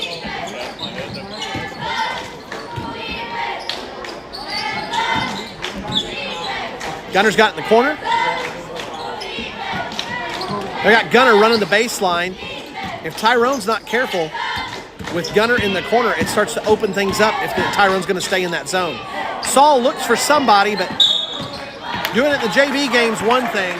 In the varsity game, these guys are bigger and have a little bit more wingspan. Saul gets himself into the land of the Giants and tries to bail himself out. The ball gets tipped away.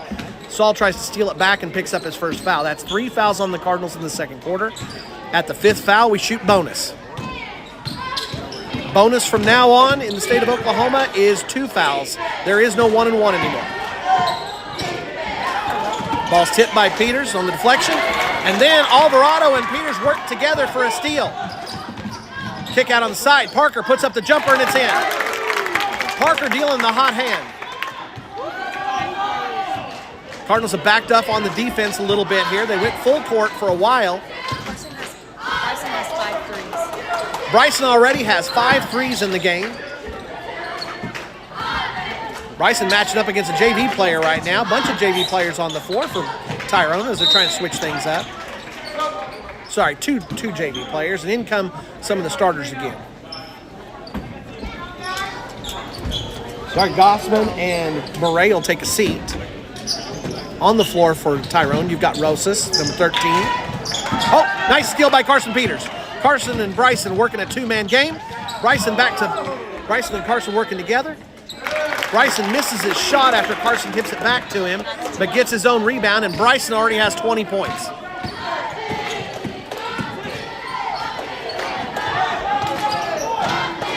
Cardinals hitting the floor on the hustle. Carson Peters tipping it out to Gunnar Post. Nash Levens setting up on the outside. Head fake. Back to Gunnar Post on the baseline. Gunnar looking for somebody to distribute it to.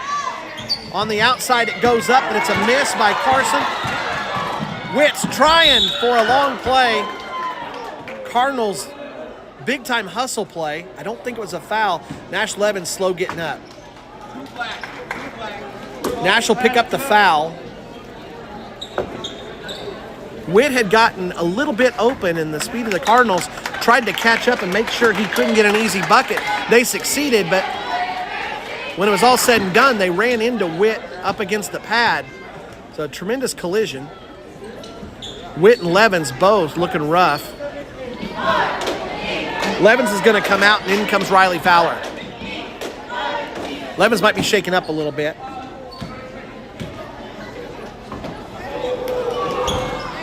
Witt makes the second.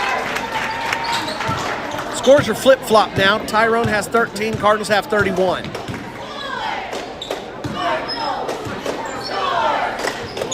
Gunnar Post on the inside, going up over Rosas and in. Rosas has the 2 fouls. He'd been challenging every shot in the first quarter until he picked up his second foul, and he had to come out and sit the rest of the quarter. That'll make you take a little bit of aggressiveness off those swings when you're going for blocks. Cardinals have been distributing the fouls. Each of the Peters have 2. Nash has 2. Nash also has 2 fouls. 4 fouls in the quarter for the Cardinals. If they foul again, Bryson has 1 and Saul has 1. if the Cardinals foul again, Tyrone will be shooting 2. 4 minutes left in the half. It seems like it's likely there might be at least one more. Bryson Parker picks Rosas' pocket. Bryson with the finger roll and another 2 points for Bryson Parker. What's that total? 22 now for Bryson.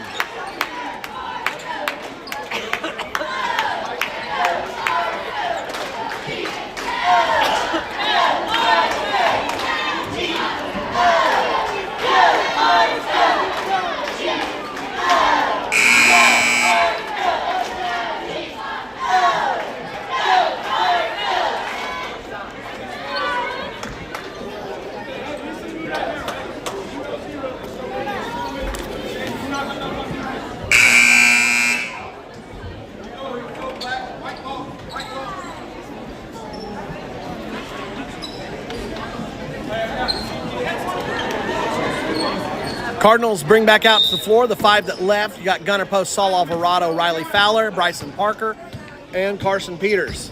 So, didn't know if we'd see a lot of underclassmen. We got a freshman and a sophomore out there right now to go with the seniors and junior. They try to go inside. Gossman had Post on his hip, and Post went to try and knock the ball away, but the pass was going to have to be perfect to make it to Gossman, and perfect it was not. So another turnover by Tyrone, and Cardinals are bringing the ball down. Coach Witt trying to keep a squad on the floor that has some of the starters, but he's having to lean heavily on his JV squad, and that's just not going to work against what the Cardinals are putting on the floor right now. Another 2 points for the Cardinals. They're sitting at 37-13.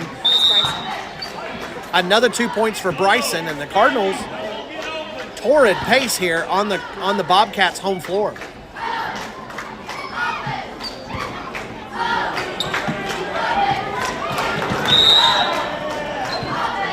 Parker taking advantage of the underclassman JV player trying to throw the ball in, knocks it back out of bounds. Does it again.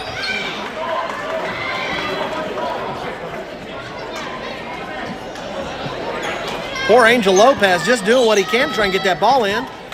Senior's picking on him right now. Gunner Post gets a block. Gossman then hears the footsteps and misses the easy putback. Cardinals get the rebound. Gunner Post is going to go ahead and try to add a three on top of it, and he does. Cardinals sitting at 40 points in the first half and dropping bombs, getting steals, and everything coming up roses for the Cardinals here. That's now double digits for Gunner Post. He's got 10. And remember, guys, some of these players have not been on the hardwood except for one practice since the football season ended on Friday. In fact, of the players on the floor, only Bryson Parker was playing off-season basketball this fall. What's that? First foul on 12. That's the first foul now on Murray. 2 fouls on Tyrone, 4 on the Cardinals. Under 3 minutes left to go in the first half. Peters brings the ball down. Vavala steps out to meet him. They get the ball into the post for Gunner Post. Gets tipped away from Gunner. Favala's got the steal. Vavala gets it up to Anguiano. Anguiano's going to take a three. It rims out.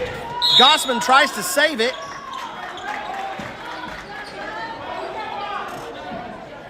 And that was interesting. Gossman pretty much carried it out of bounds. It'll be White's ball. Out on the edge to Favala. Fowler challenges. Post gets doesn't get the rebound. Gets knocked away from him. Gossman finally gets the bucket he'd been trying so hard for. 40-15. Cardinals up by 25 in the first half. Parker's got the ball up top, looking to add to his point total. He's well over 2 dozen now. Or he might be sitting at 2 dozen. He drives in the middle, a lot of contact. And the ball went out of bounds. Last touch by Bryson Parker. The contact had nothing to do with any sort of fouls.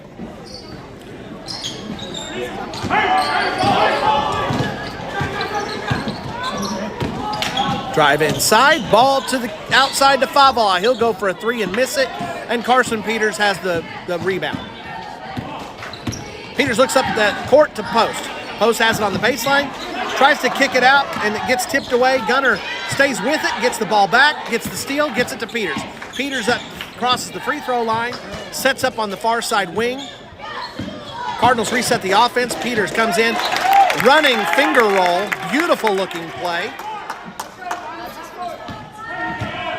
And the Cardinals at 42-15 now, holding a big lead over Tyrone. Alvarado gets the steal. Gets the deflection. Peters picks up the steal. Parker kicks it up the way to Alvarado. They'll reward the freshman for the nice play. He kisses it high off the glass and it misses the rim. Saul got excited on that one, getting his first high school steal. I think that's his first high school steal in varsity. Yeah. So a little bit of adrenaline on that three-point shot. Cardinals hold on to it, though. Gunner Post will show him how it's done. It'll rim out, but Riley Fowler is there. Riley puts it off the glass. It's a miss. Riley gets his own rebound again, kicks it out, and he'll let somebody else have a turn. Mason Nelson has come in. Bryson Parker, good ball movement, and Gunner Post ends up putting in another 2 points. Parker picking up the assist. Gunner with another 2. Max Garza's in. Now on the floor, you've got a mix of the first and second string for the Cardinals. Mason Nelson, Max Garza, Riley Fowler from the second team. Your starters, Gunnar Post and Bryson Parker. I remember this Cardinals team is playing without Jet Huffman tonight. Parker's got it. Kick into the corner. Mason Nelson likes that three-point shot. He'll put it up. Mason doesn't like any spin on that ball. But Gunnar Post looks at it as a pass, takes it, and puts in the easy putback, and it's 46-15. Cardinals knocking on the door of a half 100. Cardinals pick up half-court defense. They're all over things. They're trying to put the Bobcats away in the first half. It's a miss. Gossman can't haul it in, and the Cardinals end with a huge first half. 31-point lead at the half. Bobcats have a lot to talk about when they go in for halftime. Here's your Cardinal cheerleader.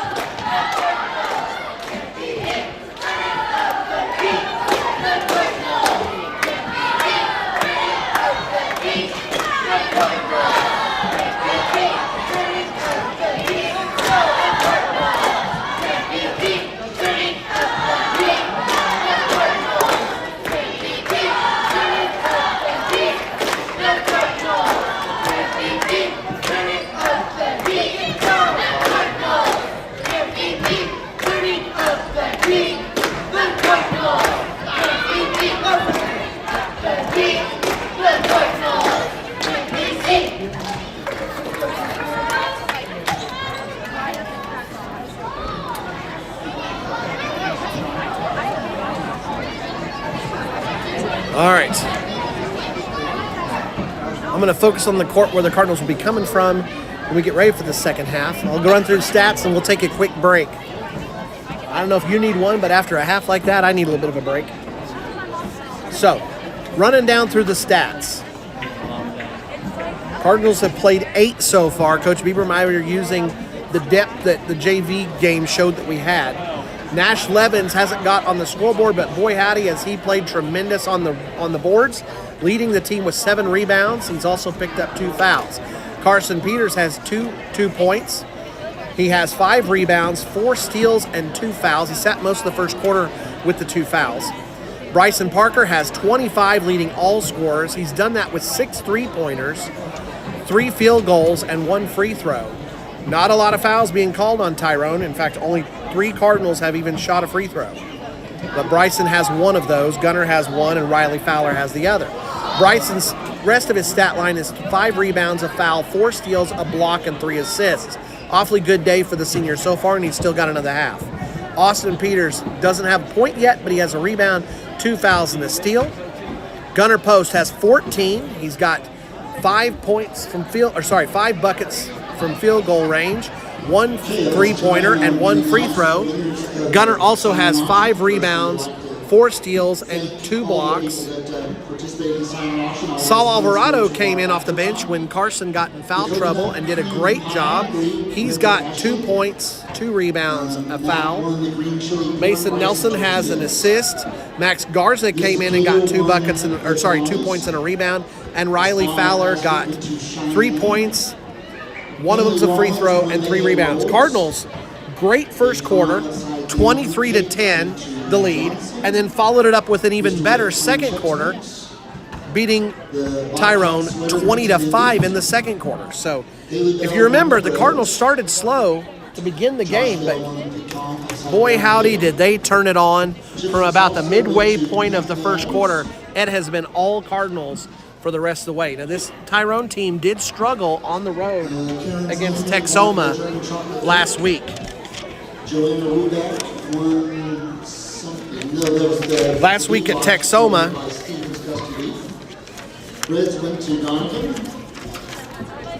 Tyrone lost 78-32. So it's been a struggle for Tyrone in the early part of the season, but there's still some good pieces on that team when they get things figured out. So far, the Cardinals have had the better in the Battle of Baker Road, but we'll see what the second half holds. Tell you what, 31-point leads, awfully nice to be sitting on. We'll take that kind of spot. Lady Cardinals won in the first game. They got up big and won a nice game. JV won a nice game. And it's just been a good day all the way around. It's always a good day to be a Cardinal, but it's also nice seeing the wins pile up and seeing a lot of offensive players have good days, or a lot of players have a good day on offense, not offensive players. That's a whole different thing. We'll go ahead and take a break on that note. You got a couple of minutes before the Cardinals come back out and start their warm-ups. And then we'll kick off with second half action here in Tyrone for the Cardinals facing off against the Bobcats, trying to make it a three-way sweep, get the hat trick tonight against the Bobcats on their home court to open the season.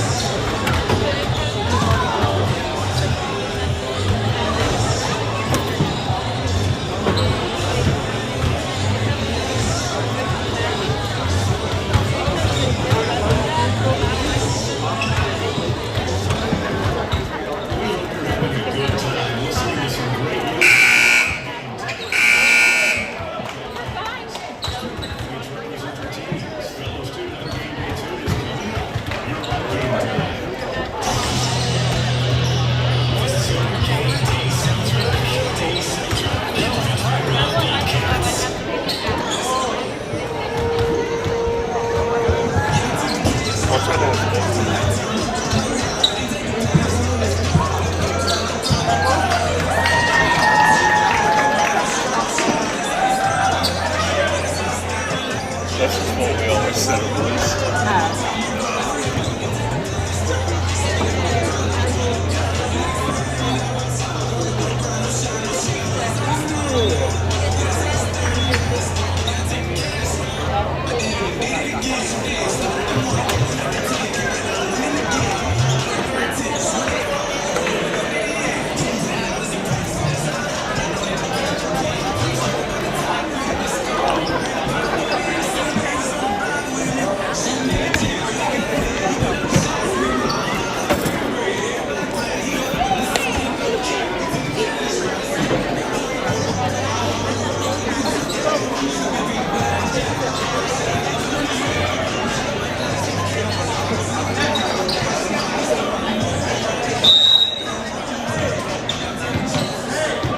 Second half begins. On the floor for the Cardinals, it looks like the starters are back out there. The Peters brothers, Carson and Austin, as well as Nash Levins, Bryson Parker, and Gunnar Post. Looks like starters for Tyrone as well. You've got Gossman, number 21. You've got Chavez, 23. Dribbling violation by the Cardinals. Also out on the court, you've got number 13, Rosas. Number 2, Favela. And number 21, Gossman. Cardinals are in the black, Tyrone's in the white jerseys. Haven't mentioned it yet, but I do want to brag. Tyrone did some work here. This court looks gorgeous. It's our first time to see it. I think it's their home opener with this court, but it looks tremendous. I really like it a lot. Outside shot from Bryson Parker, like that a lot too. That's 7 3-pointers now. He leads the way with all scorers with a bushel and a peck. I think he's got 27 now. 28.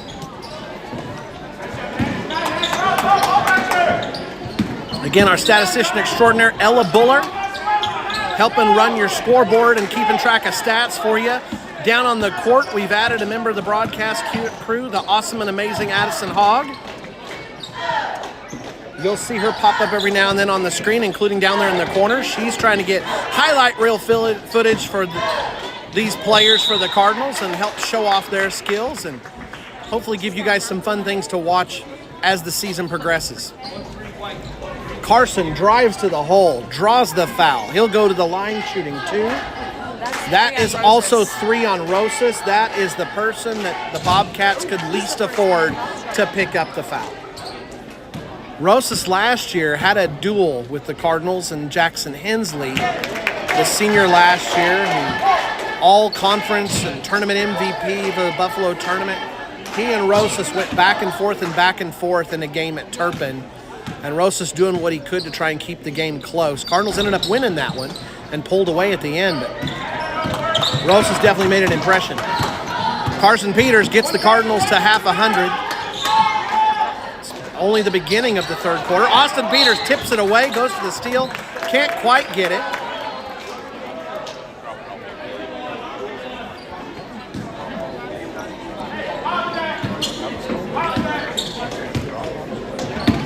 Turnover ends up, it didn't count as a steal, but Austin Peters forcing the turnover for the Cardinals. That doesn't go on the stat line, but tremendous play by the senior. Carson Peters has it. He's calling for a screen, maybe a pick and roll. His brother comes up, helps deliver the favor. Nash Levens goes for the corner shot. It's a miss. Favelas got the rebound. 3 Cardinals in pursuit. Cardinals have had a bunch of blocked shots, and one of the reasons why is hustle like that. Favela has a chance for a layup, but 3 Cardinals are there to challenge, while the rest of the Bobcats are on the other end of the court watching. Gunnar Post takes a shot in the short post, turns around and puts it in, drains it, and the Cardinals now are up 52-15. Parker picks up Chavez. Levens almost picks it. And looking at Gossman, Levens is just stuck to him like glue. Johnson's inside trying to get an opening, but Gunnar Post shutting that down. And Parker draped all over Chavez. Bobcats seeing what this defense can do. Peters is able to get the steal. Austin Peters coming in. Nice ball movement by the Cardinals. Carson, a lot of contact, misses the shot, gets his own rebound, kicks out to Bryson Parker. So an assist for Carson and a rebound, kicks it to Parker, and Parker gets 2 more points. Is that 30? 3-0. Parker with 30 of the 54 points. Cardinals just turning it up here. Coach Biebermeyer extolling the Cardinals to up the intensity, start this season off right. These Cardinals can move, and they're showing the speed, the intensity, and the quickness. Johnson loses the ball, and it's a jump ball. Cardinals don't get the turnover from that because they had the ball to start the half.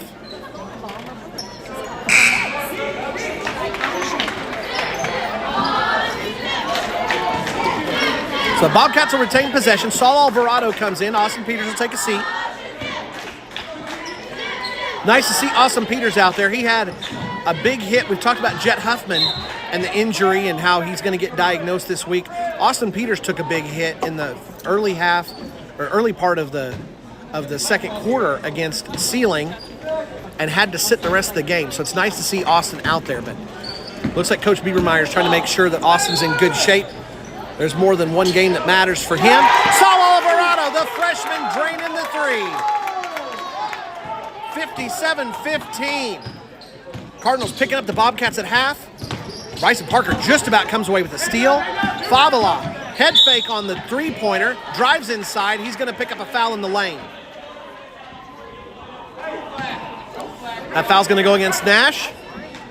That's 3 on Nash. It was not a shooting foul. Johnson will throw it in. That's 3 on Nash. Nice shot by Chavez.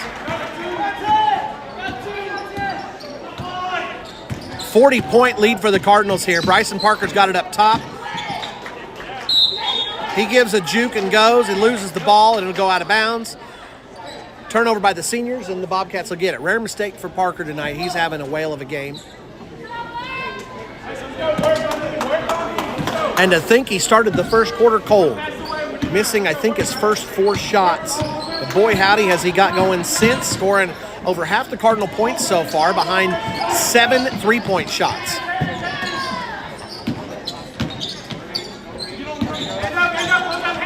Long shot from outside by Favela. It's a big miss. Parker's got the rebound, kicks it to Peters. Here comes Carson Peters. Riley Fowler, by the way, has come in. Carson Peters tries to get it to him, but a nice double team by the Bobcats. They pinch on it and get Carson's pass stolen away before he can get it to the sophomore. That'll be a double back. Backcourt violation by the Bobcats, so the two teams trade turnovers. We might be hitting a little bit of a lull here in the third quarter. Cardinals have wore down the Bobcats quite a bit. Coach Witt starting to send in some JV. Has to use the bench depth here. Rosas comes back in. He's nursing 3 fouls. We'll see what he does here. And he immediately gets a steal. Tries to save it.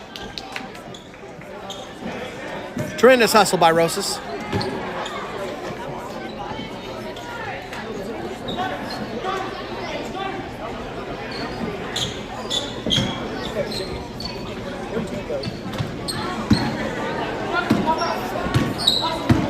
Parker's got the ball up top. Bobcats played a zone in the first half. They've switched out to a man. We'll see what that does here. Cardinals really abused that zone defense, and we'll see what happens with this man-to-man. With the Cardinals' speed, it's going to be interesting to see what the Cardinals do against this man-to-man. Riley Fowler's got it. Austin Peters up to Alvarado. Gunner post, wide open for Parker. Just about puts in another one. That would have been 8 3-pointers. Favela's got the rebound. Kick out on the edge. Chavez, a lot of contact. Chavez puts up the baseline jumper. It's good. It's been interesting. These referees have allowed a lot of contact in these games. Parker drives the lane, puts in another 2 points. 32, I think, is our total.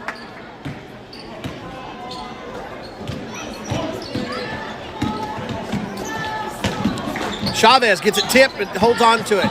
Beret tries to drive in, gets it tipped, holds on to it. They get it out to Anguiano. Anguiano, man, it's got to feel like an island for these Bobcats as their ball handlers. And it finally gets taken away. I think Riley Fowler gets credit for the steal. Alvarado's got it, looks to push it up, and Rosas, man, for a big guy, he has such tremendous hands and quickness. Alvarado up ahead of him, the guard for the Cardinals, who's also got tremendous quickness and is very shifty, but Rosas able to sneak in and poke the ball away from him. Cardinals will be inbounded it here.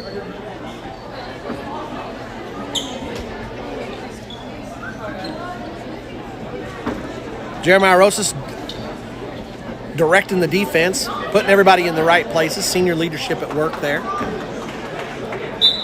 Official timeout, by the way, for tying a shoelace. Avoiding the wardrobe malfunction, getting things all squared up. Gunner post, open for the three-pointer and nails it. Second three. What's that? Second. That's Gunner's second three-pointer. 62-19, Cardinals lead. Gunner stepping out, taking on Rosas. Rosas likes going to the hole, we'll see, and he does. Gunner does a good job, cuts off the driving lane. Rosas tries a fadeaway, unable to hit it. He's not Tracy McGrady. And Bryson Parker shows him how it's done. Parker with a hesitation, drives to the bucket, puts in a nice looking finger roll, and I think we're at 34. We also have 10 threes. How many? 10. As a team. Saul Alvarado gets the steal. Reverse layup, misjudged it just a little bit, gets blocked by the rim. Gunner post, chips a ball that was intended for Rosas. A lot of hustle by both teams. Parker's coming out. He may be done for the day. Gunner's coming out. He may be done for the day. We may be watching a little bit of JV with just some senior leadership sprinkled in here and there. Austin Peters is out on the floor. But along with the starter, the senior, you've got a bunch of underclassmen. Max Garza, Mason Nelson, Riley Fowler, and Saul Alvarado. Keep in mind, that's still the mostly starters for Tyrone. You've still got out there Favela, you've still got Chavez, and you've still got Rosas to go with Anguiano and Beret. Garza tries going up. Favela says, get that out of here. Anguiano comes away with the rebound. And Cardinals offense stalls out a little bit. Favela hits Rosas. Rosas was smelling those points and Mason Nelson in the Cardinal defense collapses on him and takes the ball away from the Bobcat senior. Riley Fowler into the corner. Max Garza puts it up. It's a miss, but Saul Alvarado is there. Cardinals out hustling the Bobcats. They've worn them down, folks. These Bobcats, they aren't bobbing anymore. They're getting a little bit tired, folks. The Cardinals just kept on going and just kept on working. The defense stifling. They've been all over them in this game, and they've been able to do it without getting in foul trouble. Only one in this quarter. We still haven't seen the 5-foul bonus yet, the new addition by the OSSAA. Max Garza putting up a deep three. It's off the back of the rim. Clock expires on the third quarter, and the Cardinals slow things down a little bit. They started the second half just short of 50. They add another 16 points. 16 points? No, they add another 18 points. So still a big quarter. But they're no longer threatening this Bobcat court with a 100-point game. Here's your Cardinal cheerleaders. We'll get you stats here in just a moment.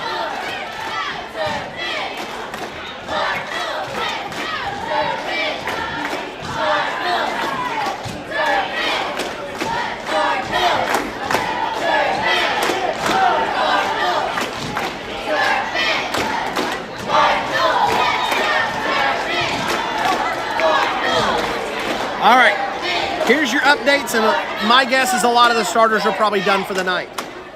Nash Levins, 8 rebounds, 3 fouls. Carson Peters, 3 points, 6 rebounds, 2 fouls, 5 steals, 1 assist. Bryson Parker, 34 points, guys.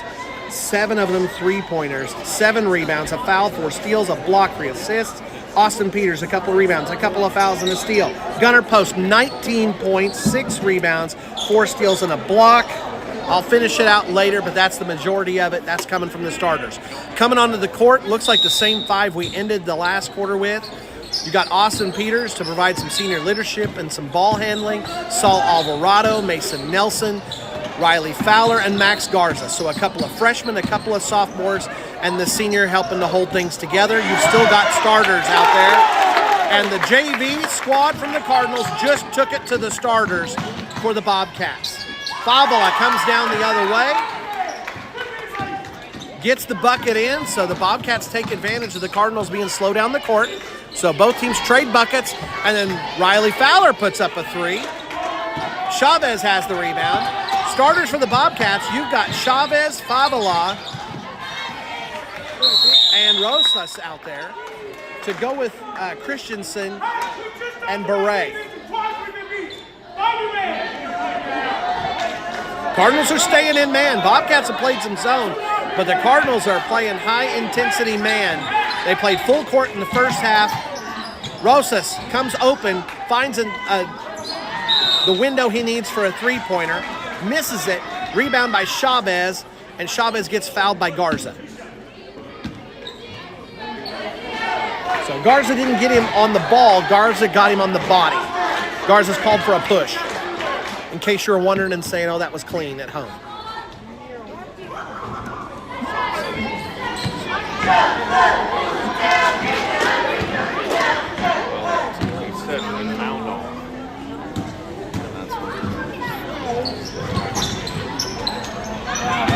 Shots missed. Riley Fowler's got the rebound.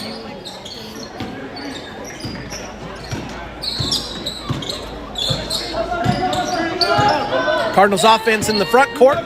We'll see how they run this half-court set. Mason Nelson on the pick and roll. Riley Fowler puts it in.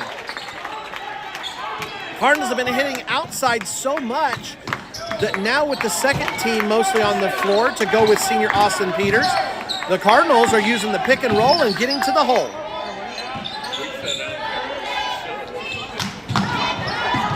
Beret gets an opening, drives in, gets it to Rosas. Fowler does a good job, gets in Rosas' face. Rosas misses. Rosas got to be thinking, what in the world's going on at Turpin?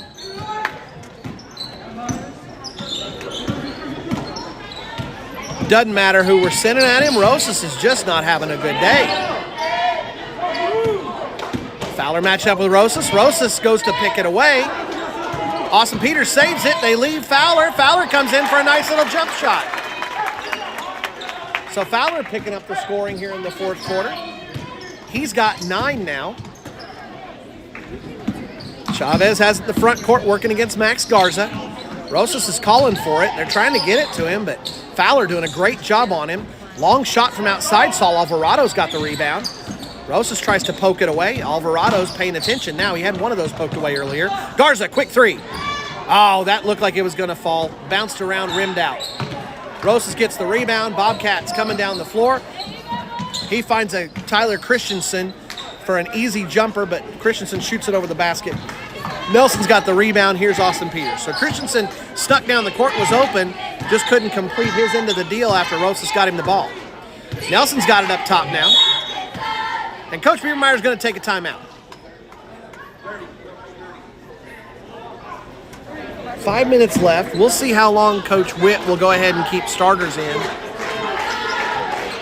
Beginning of the season, it might be something to leave the starters in and let them get some practice. They've obviously had a rough couple of games. Finishing off the stats, I went through the starters, and let me go through the bench that's come in. Saul Alvarado has 5 points, 4 rebounds, a foul, and a steal. Mason Nelson has a rebound, a steal, and an assist. 2 assists for Mason. Max Garza has a bucket, 2 rebounds, and a foul. And Riley Fowler leading the way on bench scoring with 9 points to go with 4 rebounds and a steal.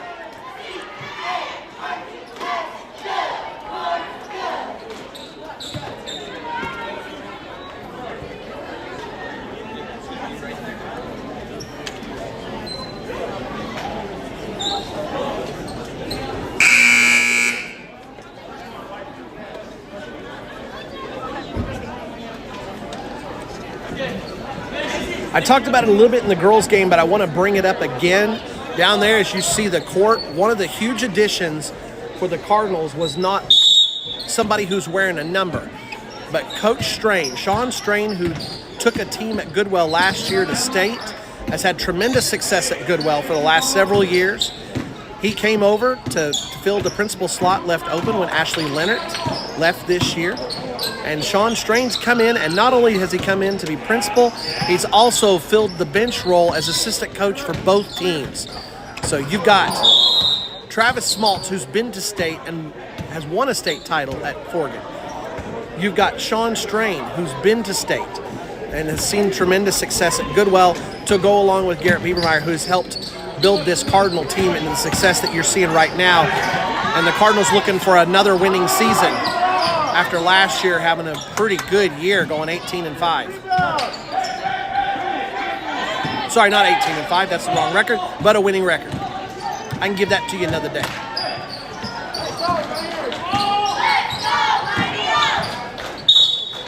Foul on that shot.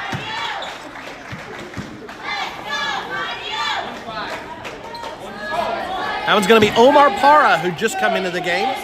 So Cardinals are totally at JV now. You've still got a couple of starters in the game. 3 of them, in fact, now for Tyrone. They've got Gossman in, Favela, and Rosas in. And the Cardinals still hanging right there, holding on to that 46-point lead.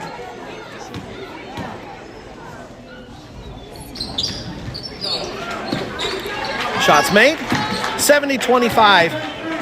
4.5 left to go. Cardinals will be finishing off the hat trick here. JV won, nice game. Lady Cardinals came in, pulled away from the Lady Bobcats with a strong first half and tremendous defense, and then finished things off nicely for a big win. They don't have a single player with over 10 points. Oh! You could hear the crowd on that, and I apologize for mine. Nelson and Rosas both went for the ball and smacked heads together. That just sounded, that sounded like we were at an MMA fight for a second. No bad intentions on it, just 2 players in the wrong place at the wrong time. That might get a molar to floating if you're not careful. Nelson and Rosas both seem to be okay, though. In fact, Mason comes up with the loose ball. It's a full JV game now, except for one starter, Wyatt Johnson, still in the game. Max Garza gets inside, and the Cardinals working the inside game after spending the first half bombing from the three-point line. Seniors Gunnar Post and Bryson Parker leading the way with big games, scoring over 50 between the two of them. Nice running jumper by Elijah Anguiano. Cardinals get the ball up the court. Omar Parra into the baseline, kicks it up to the free throw line. Riley Fowler putting it on the glass and in, and Riley Fowler's got double digits. 74-27. Cardinals up big here in Tyrone. Omar Parra gets the steal. Hits Saul Alvarado. Alvarado comes in, hits the shot, gets the foul. He gets the chance for the and one. On the floor for the Cardinals, by the way, along with Alvarado, you got Omar Parra, Mason Nelson, Max Garza, and Riley Fowler. Now coming in, Caden Gillespie, Angel Silva, and Jag Huffman. Cardinals are going to get to watch the second and third line finish this game out. That's what you get to do when you get a big win. You get to watch your young players come in and have some fun. You get to watch your future. Second foul on.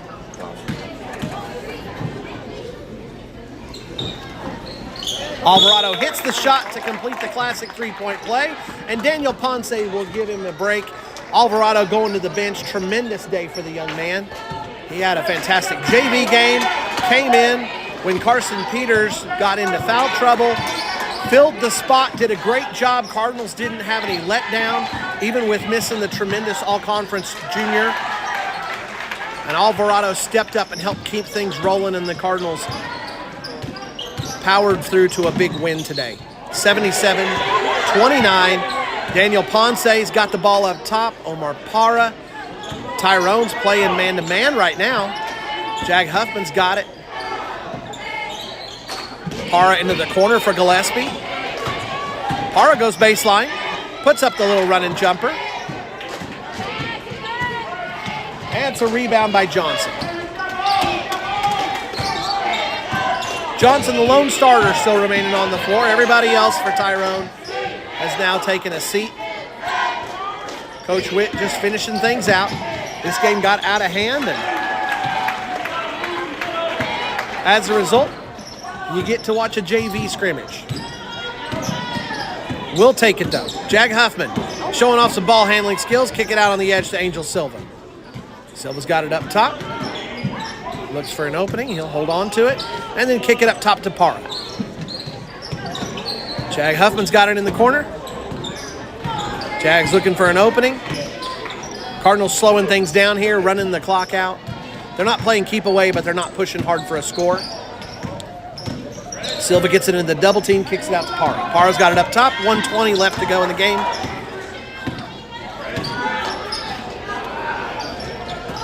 Tyrone not backing off, but not trying hard for any steals or anything like that now. Silva's got it out on the wing, dribbles into the corner. Ill-advised pass. Witt's got it. Witt misses it. Rebound by Beret. And Beret's going to get fouled, I think, by Ponce. It's going to be by... Who got him? Jag Huffman.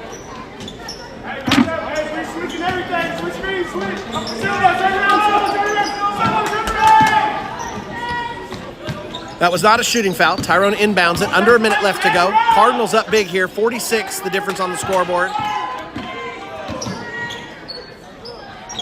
And a nice jumper. Anguiano hits it. Cardinals bring it up. 40 seconds left. Not sure if they'll go for it here. Oh, they do. Omar Parra sneaks in behind the bucket. Tries to put up, I don't know what you'd call that shot. Maybe a hook shot? Referee didn't know what to call it either, other than a travel. Yes, I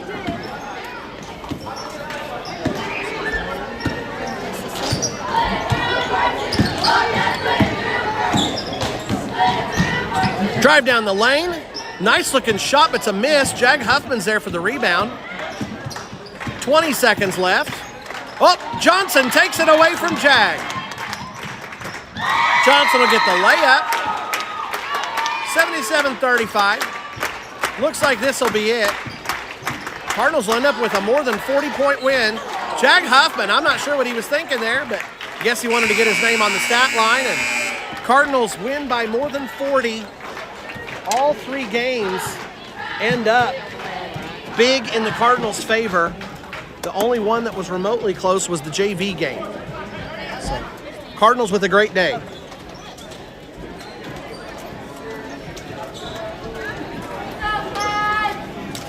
We'll go through the stats.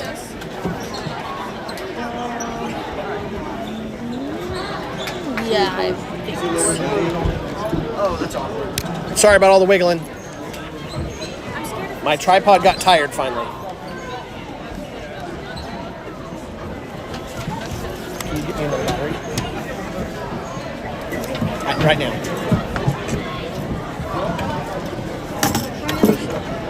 One right over there.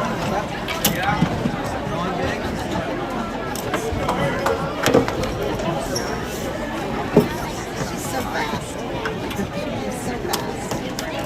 All the time. Fast as lightning. Right, baby girl? She's not amused.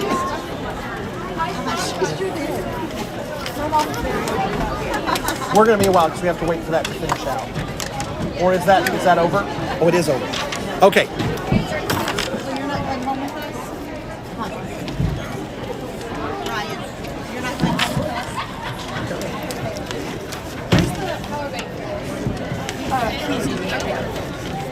us? All right. Let me run through. I'm going to zoom in. We got a lot of people walking past, and I know they don't all want to be on camera. So your stat line, Nash Levens ends with 8 rebounds, 3 fouls. Carson Peters, 3 points, 6 rebounds, 2 fouls, and 5 steals and an assist. Bryson Parker leading the way for everybody, 34 points, 7 threes, 7 rebounds, a foul, 4 steals, a block, and 3 assists. Austin Peters, 3 rebounds, 2 fouls, a steal. Gunnar Post, 19 points, 7 rebounds, 4 steals, and 2 blocks. No, 1 block. Saul Alvarado came in off the bench, got 8 with a 3-pointer, 2 field goals, and a free throw, 4 rebounds, a foul, a steal. Mason Nelson, 2 rebounds, 2 steals, and an assist. Max Garza, 4 points, 2 rebounds, a foul. Omar Parra, a foul, steal, and an assist. Jack Huffman, a rebound and a foul. And Riley Fowler coming off the bench, got double figures, 11 points, 4 rebounds, and a steal. Cardinals, huge first quarter, 23-10, they end it. They get another 23 points in the second quarter to only 5 points for Tyrone, making it 46-15 and putting this game away in the first half. Another nice quarter, though, for the Cardinals, scoring 18 to just 6 for Tyrone, so the lead extended to 64-21. And then we had a nice leisurely fourth quarter where we got to watch a nice JV scrimmage. And we ended with 77-35, Tyrone with their best quarter, scoring 14, but not nearly enough as the Cardinals win 77-35, a 40-point win to open the season. So, good day to be a Cardinal. A lot of thanks to our statistician extraordinaire, Ella Buller. We won't have her on stats for Friday when we're at Fort Supply, but we will have the amazing and awesome Addison Hogg. And who knows who else we'll be adding. We'll see.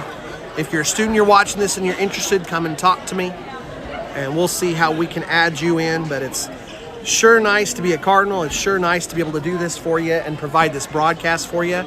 Before we finish things off tonight, just congratulations to Cardinals all around. For those of you that are the praying type or the wishing type, the hoping type, however you want to put it, you might lift up a couple of our Cardinals that are going in for medical diagnosis. Abigail Buller and Jet Huffman this week are doing so.